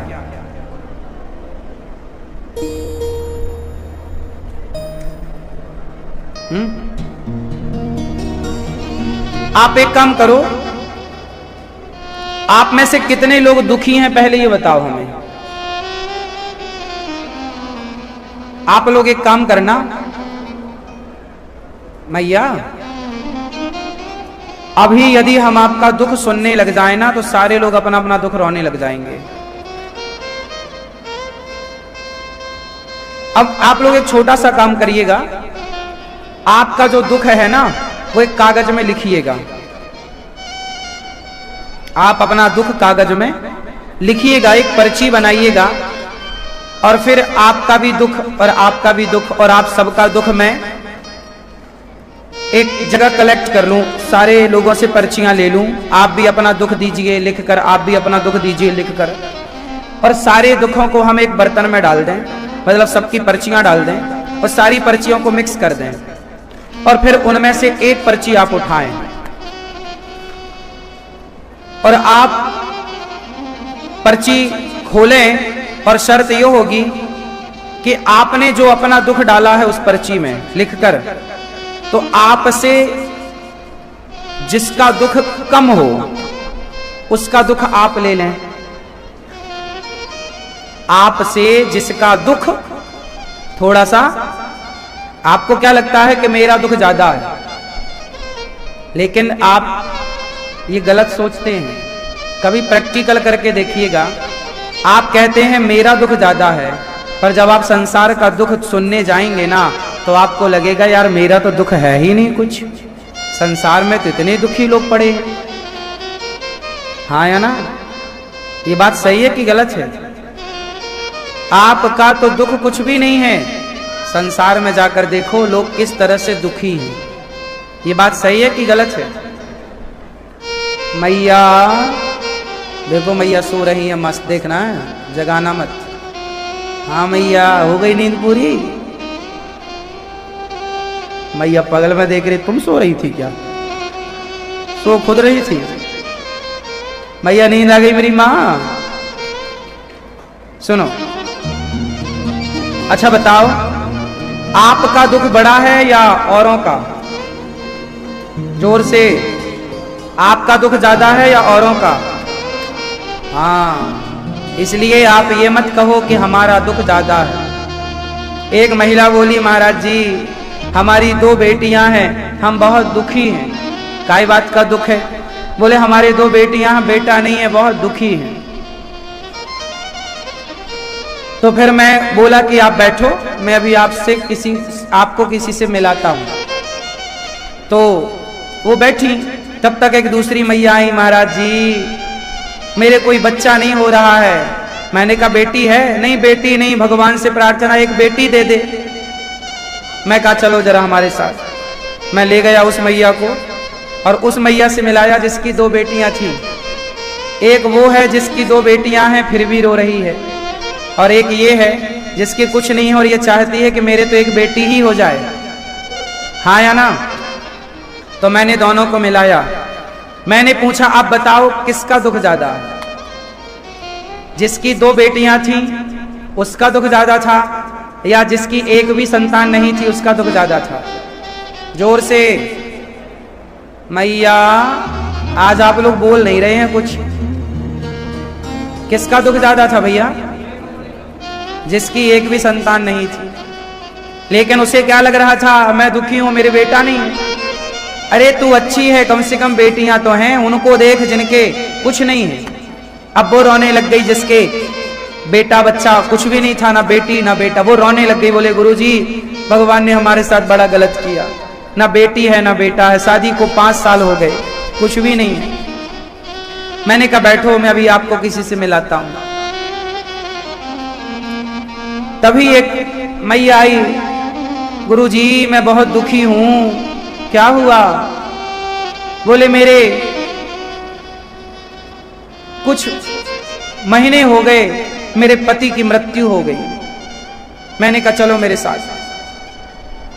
अब मैंने उससे उसको मिलाया और मैंने कहा देख तेरे बेटा नहीं है पर पति तो है, पर देख ये इसके बच्चा भी नहीं है, बेटा भी नहीं है और बेटी भी नहीं है, और पति की भी मृत्यु हो गई। अब बताओ किसका दुख ज्यादा है? किसका दुख ज्यादा? उसका जिसका पति था, या उसका जिसका पति और पुत्र कोई नहीं था? उत्तर दो। तो मैंने कहा कि इससे तुम सुखी हो, इससे तो सुखी हो। अब उसने अपने आंसू पोंछ लिए कि बात तो ठीक है। अब वो चली गई। अब वो रोने लग गई, बोले महाराज मेरे साथ तो बड़ा गलत किया भगवान ने, मेरे तो पति की भी मृत्यु हो गई और बेटा बेटी कुछ भी नहीं है। मैंने कहा तुम भी बैठो, तुम बहुत दुखी हो, बैठो। अब वो बैठी, तब तक एक मैया और आई। वो मैया आई, उनकी आंखों से कुछ दिख नहीं रहा था, अंधी थी। वो मैया नहीं थी, मतलब 30-32 साल की एक बहन थी जो आंखों से कुछ दिखता नहीं था और बहुत सांवली थी। वो आई, रोने लगी, बोले महाराज जी हम बड़े दुखी हैं। हमने कहा क्या हुआ? बोले हमें दिखता नहीं है और देखो हमसे शादी कौन करेगा? कौन हमारा, ना हमारा पिता है ना भाई है, कहाँ जाएं हम? हमने कहा चलो। हमने उनको मिलाया जिनके पति की मृत्यु हो गई थी। हमने कहा देखो तुम्हारे पति नहीं है पर तुम्हारे पास आंखें तो हैं, खुद का काम करने लायक तो हो। ये देखो जिसकी आंखें नहीं है, ये तो गिलास भर पानी भी नहीं पी सकती अपने से। तो तुम्हारा दुख ज्यादा है या इसका दुख ज्यादा है? अब बताओ किसका दुख ज्यादा था? जिसके पति की मृत्यु हो गई उसका, या जिसकी आंखें नहीं है उसका? बोलो, आंखें नहीं है। अब वो चली गई, अब वो रोने लग गई जिसकी आंखें नहीं है। गुरुजी, भगवान ने हमारे साथ बड़ा गलत किया, बड़ा गलत किया भगवान ने। देखो आंखें नहीं है। मैंने कहा कोई बात नहीं, तुम बैठो यहां। तब तक एक सज्जन पुरुष आए। वो एक सज्जन आए जो अंधे भी थे और गूंगे भी थे और बहरे भी थे। ना कुछ देख पा रहे थे, ना कुछ बोल पा रहे थे, ना कुछ सुन पा रहे थे। मैंने उस लड़की को उससे मिलाया। मैंने कहा बहन देखो, तुम्हारी आंखें नहीं हैं पर तुम बोल पा रही हो, तुम सुन पा रही हो। तुम्हारे सामने एक आदमी खड़ा है, ना देख पा रहा है, ना सुन पा रहा है, ना बोल पा रहा है। अब बताओ किसका दुख ज्यादा है? जिसकी आंखें नहीं है उसका, या जिसकी वाणी नहीं है उसका? कान भी नहीं है, बोल नहीं पाए, सुन नहीं पाए, देख नहीं पाए।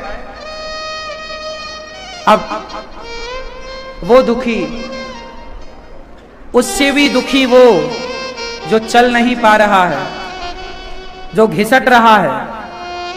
चप्पल, बहुत लोग ऐसे होते हैं जो चप्पल पांव में नहीं हाथ में पहनते हैं। हाँ या ना?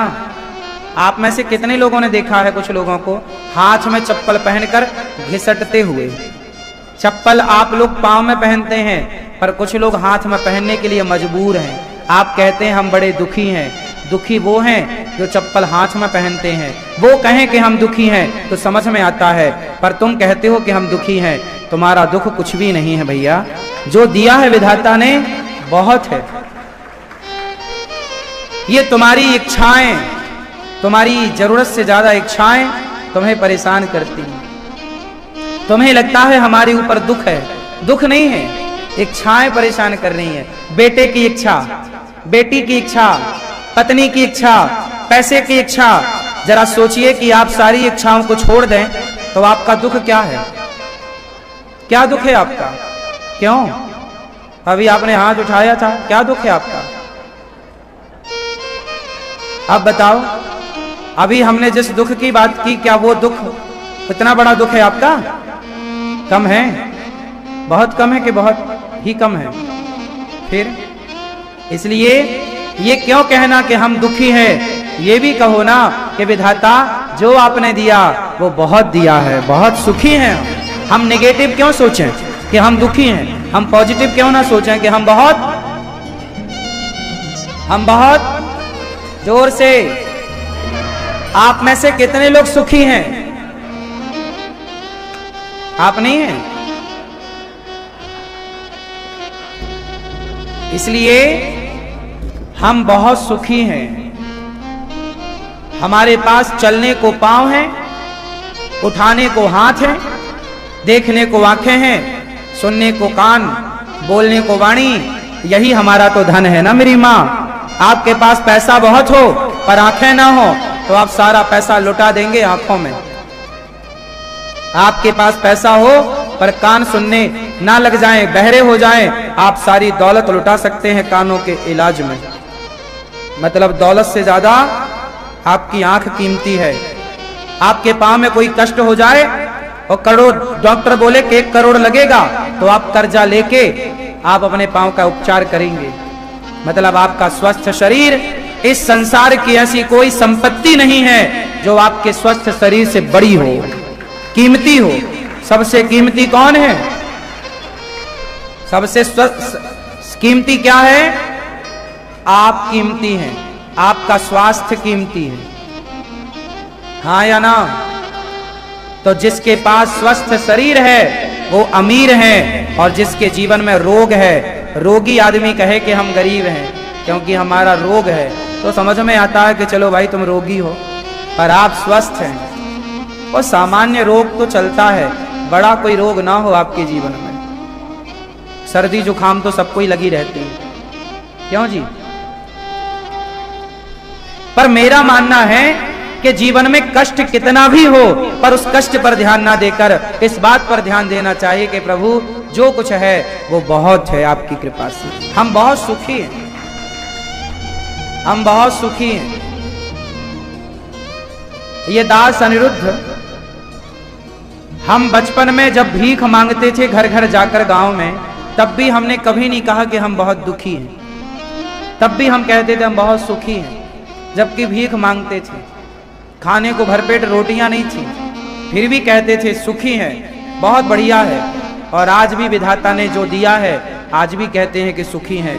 तब जब कुछ नहीं था, तब भी अपने आप को कभी शिकायत नहीं करी कि प्रभु तुमने ये नहीं दिया। ईश्वर फूलों में रखें या कांटों में रखें, हम कभी ना कहेंगे कि प्रभु आपने कहाँ रखा है। जो आपकी इच्छा है, जहां मन हो वहां रखना, हम सहर्ष रहने को तैयार हैं। यही है प्रेम। भगवान से जब प्यार करोगे ना, तो भगवान से भी कोई डिमांड ना होगी। आपकी यदि भगवान से डिमांड है, इच्छा है, तो आपका भगवान से प्यार नहीं है, व्यापार है। भगवान से क्या होना चाहिए, प्यार या व्यापार? जोर से प्यार हो, हाँ या ना? प्यार हो। हम प्रभु से प्यार करेंगे तो मांगेंगे क्यों? आपसे प्रेम है तो क्या मांगेंगे आपसे? प्रेम में कुछ लेने का मन नहीं होता, प्रेम में तो सब कुछ लुटाने का मन होता है। प्रेम में प्रेम पाने की वस्तु नहीं है, प्रेम तो खो जाने की वस्तु है, हाँ या ना? प्रेम क्या है? प्रेम मिश्री को पानी में डाल दो तो मिश्री पानी में घुल जाती है, अपने अस्तित्व को मिटा देती है और पानी में घुलकर पानी के स्वाद को बदल देती है। अपने आप को खत्म कर दिया उसने। मिश्री को पानी में डालो तो मिश्री का अस्तित्व मिट जाएगा और पानी में बदल जाएगी, वो स्वाद बदल जाएगा पानी का। मिश्री ने जल से कुछ लिया नहीं, जल को मीठा कर दिया है बस। जो मिश्री घुल गई पानी में और पानी को मीठा कर दिया, ये प्रेम है कि हम आपसे कुछ लेना। मैंने तो नहीं चाहा कि आपको बात बुरी लगे, लेकिन फिर भी सब लोग शब्दों को अपने अपने तरीके से लेते हैं। तो मेरा धर्म है कि मैं 3 घंटे कथा सुनाऊं, तो आखिरी के 1 मिनट के भीतर मैं आप सबसे आज के लिए क्षमा भी मांगूं कि मेरे से कोई अपराध आज बना हो तो मुझे आज, क्योंकि मैं आपसे सॉरी ना बोल पाया और कल ही मैं पूरा हो गया, भगवान के घर चला गया, तो आपसे सॉरी बोलना तो रह ही गया ना। इसलिए क्षमा मांगना सबसे श्रेष्ठ काम है।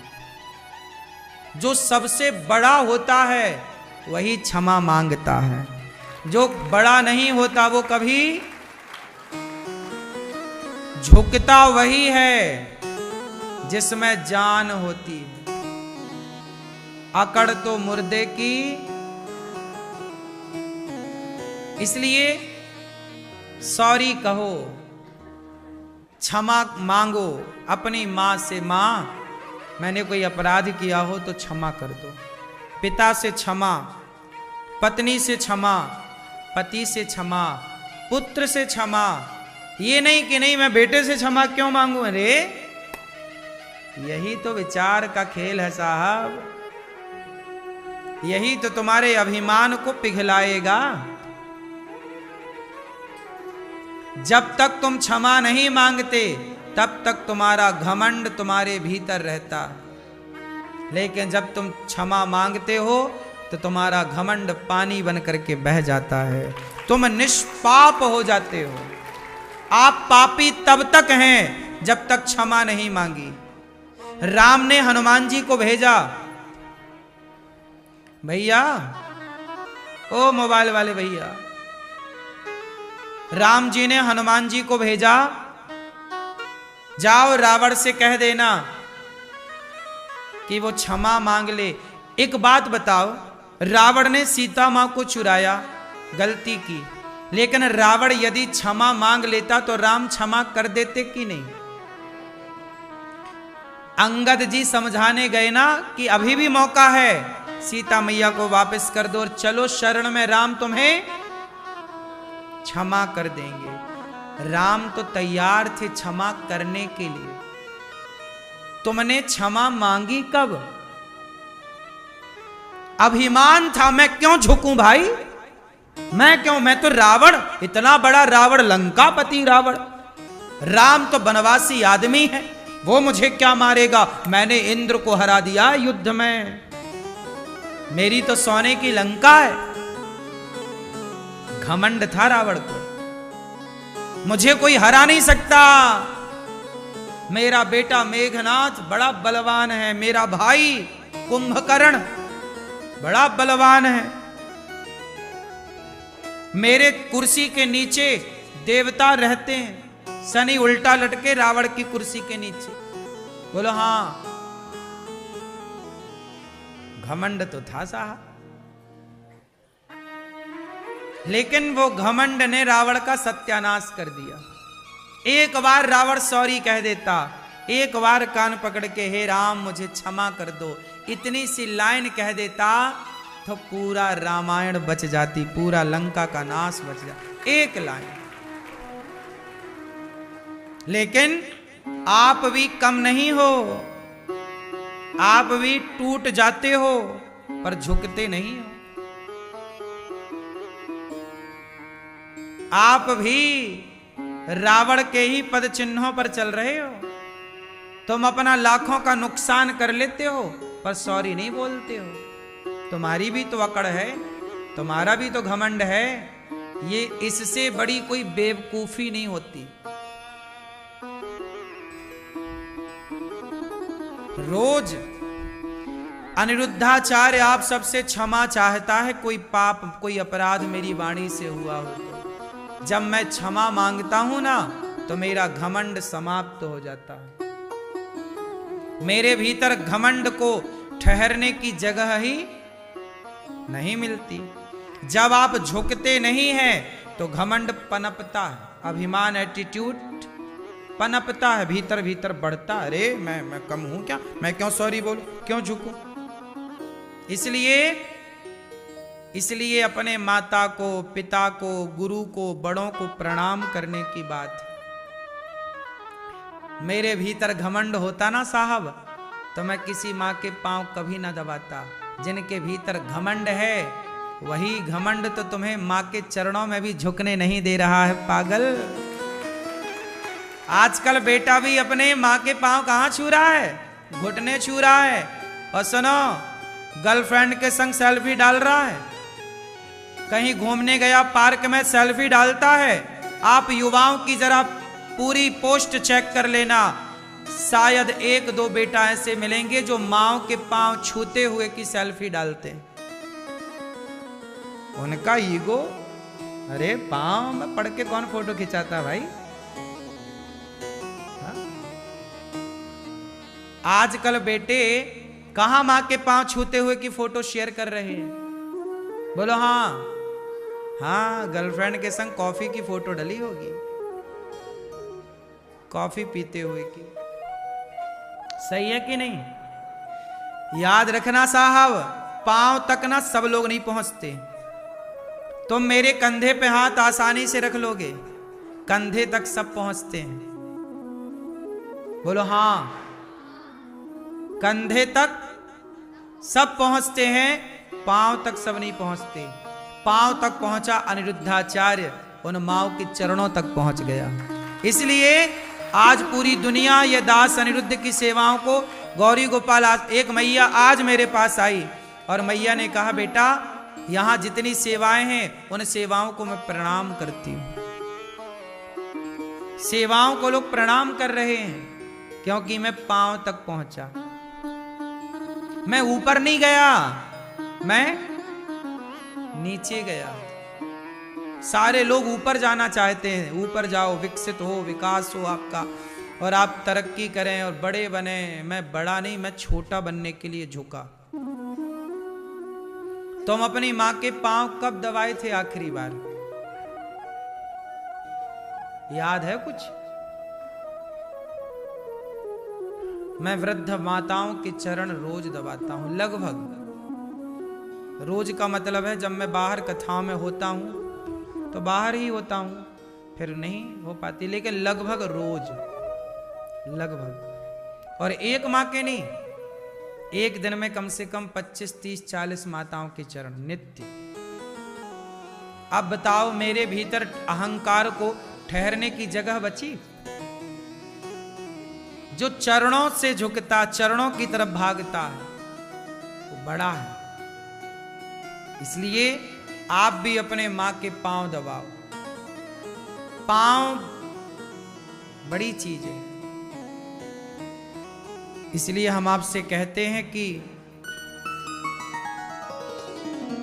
समाज में उन लोगों की जरूरत है जो हनुमान जी लंका गए तो बड़े बनकर नहीं गए। क्या बनकर गए? हाँ, आप लोग एक बार बड़े बन जाते हो ना, उसके बाद फिर आप छोटे नहीं बनते। इसलिए सॉरी, क्षमा। रावण ने क्षमा मांग ली होती तो सर्वनाश नहीं होता। इसलिए मंदिर